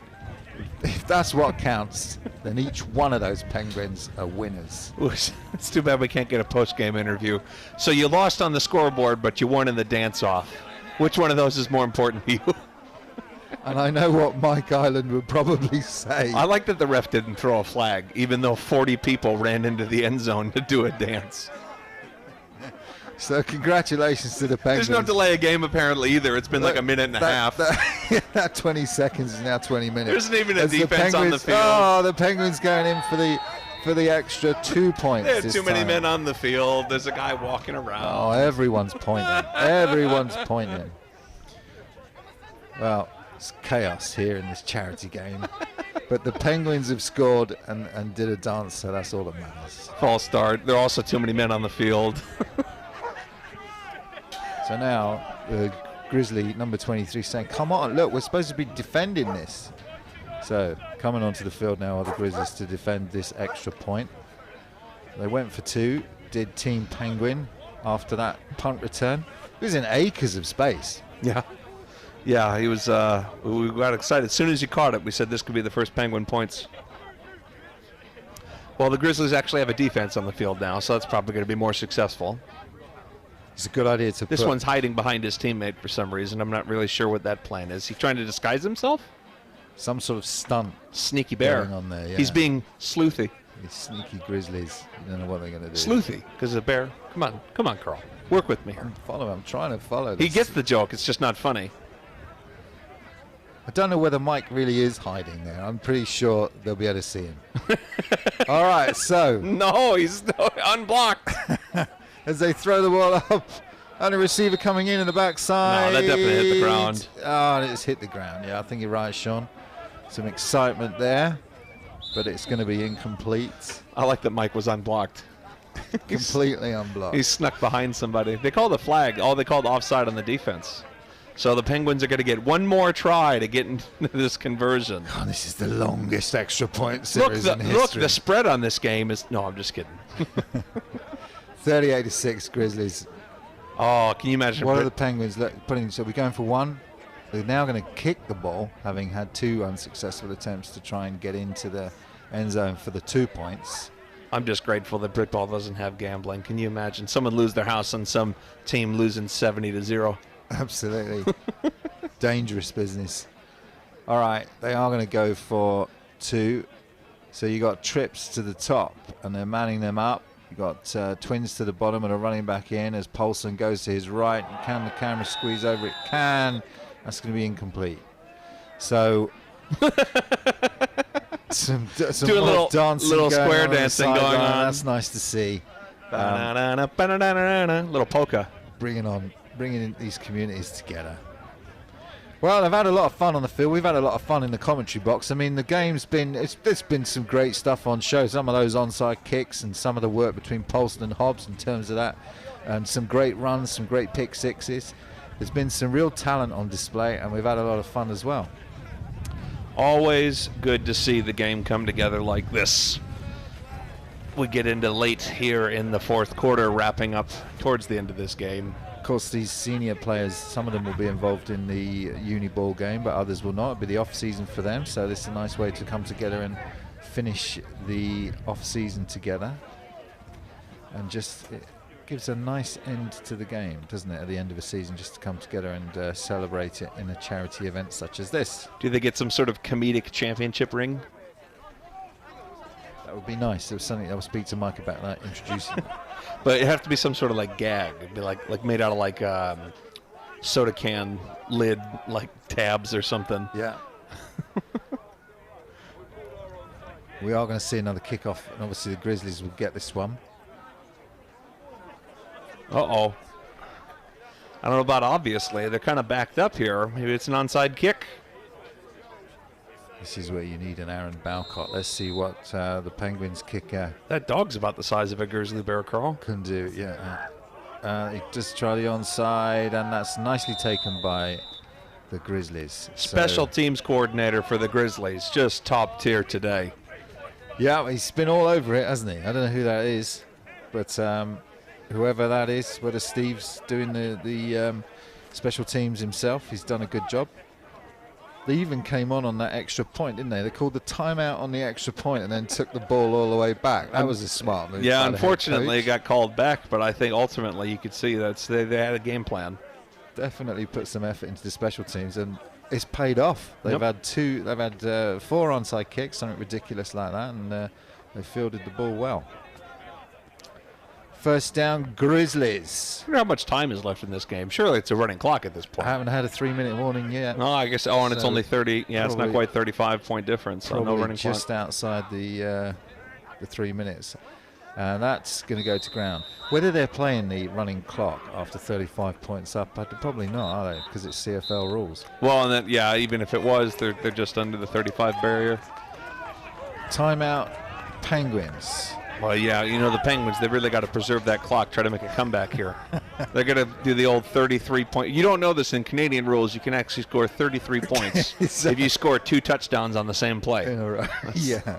You go jump to immediately. If you score in the end zone, turn around, and then run all the way back into the other end zone, they'll actually give you 33. It's those obscure rules. Yeah, you really got to dig through the rule book. That's why we brought you in, Sean. Yeah, I'm from the continent after all. Mike Island there running on. He'll be disappointed that the Penguins haven't been a little bit more competitive. Still having fun, still smiling. There he is. Can Big man Penguins himself, smile? number 76. Mike certainly can. And he's the brainchild of this Schneider Cup. And we appreciate all the efforts he's put into this. And they're going to give it to Big Mike. Oh, that's just poor And Mike sportsmanship. just takes a knee. They want more contact with Mike, to the Penguins. Give it to Mike, and they knock it out of his hand after he kneels. Oh, that looks like it's it. That's the game. There you go. Thanks, Kieran, for your tweet. Last point wins, last score wins. And there is the end of the game. And the Penguins are celebrating that they've won that dance competition. And that's all that matters. Well, if you look at this obviously. body language, that's Because absolutely what happened. The Grizzlies look distraught. Well, they just know that they pulled the short straw on the dancing, and the Penguins have demolished them. So Grizzlies 38, Penguins 6. But in terms of the dance-off, it's Penguins 300, Grizzlies 10. Let's see what they do here with the man in the Penguin outfit. Are they going to lift him up or something? It's been a great game for the sport here in England, huh? It's been fun. We've enjoyed bringing it to you here on Onside Productions as we come to the end of this broadcast. What are your reflections on the experiment that was Mike Island's brainchild on behalf of the Amelie Fund? Steve Price and Mike Island coming together to bring this event on, to bring us Canadian American football. Sean, your reflections on that game? I like it. It's different. Next year, go for Aussie rules. All right. We're going to end it there from Onside Productions. We've thoroughly enjoyed having you with us. Thanks very much for joining us. We hope you've enjoyed the fun and entertainment. And we'll see you next time on Onside Productions. From all of us here, enjoy the rest of your day and your weekend. And we'll see you soon. Bye for now.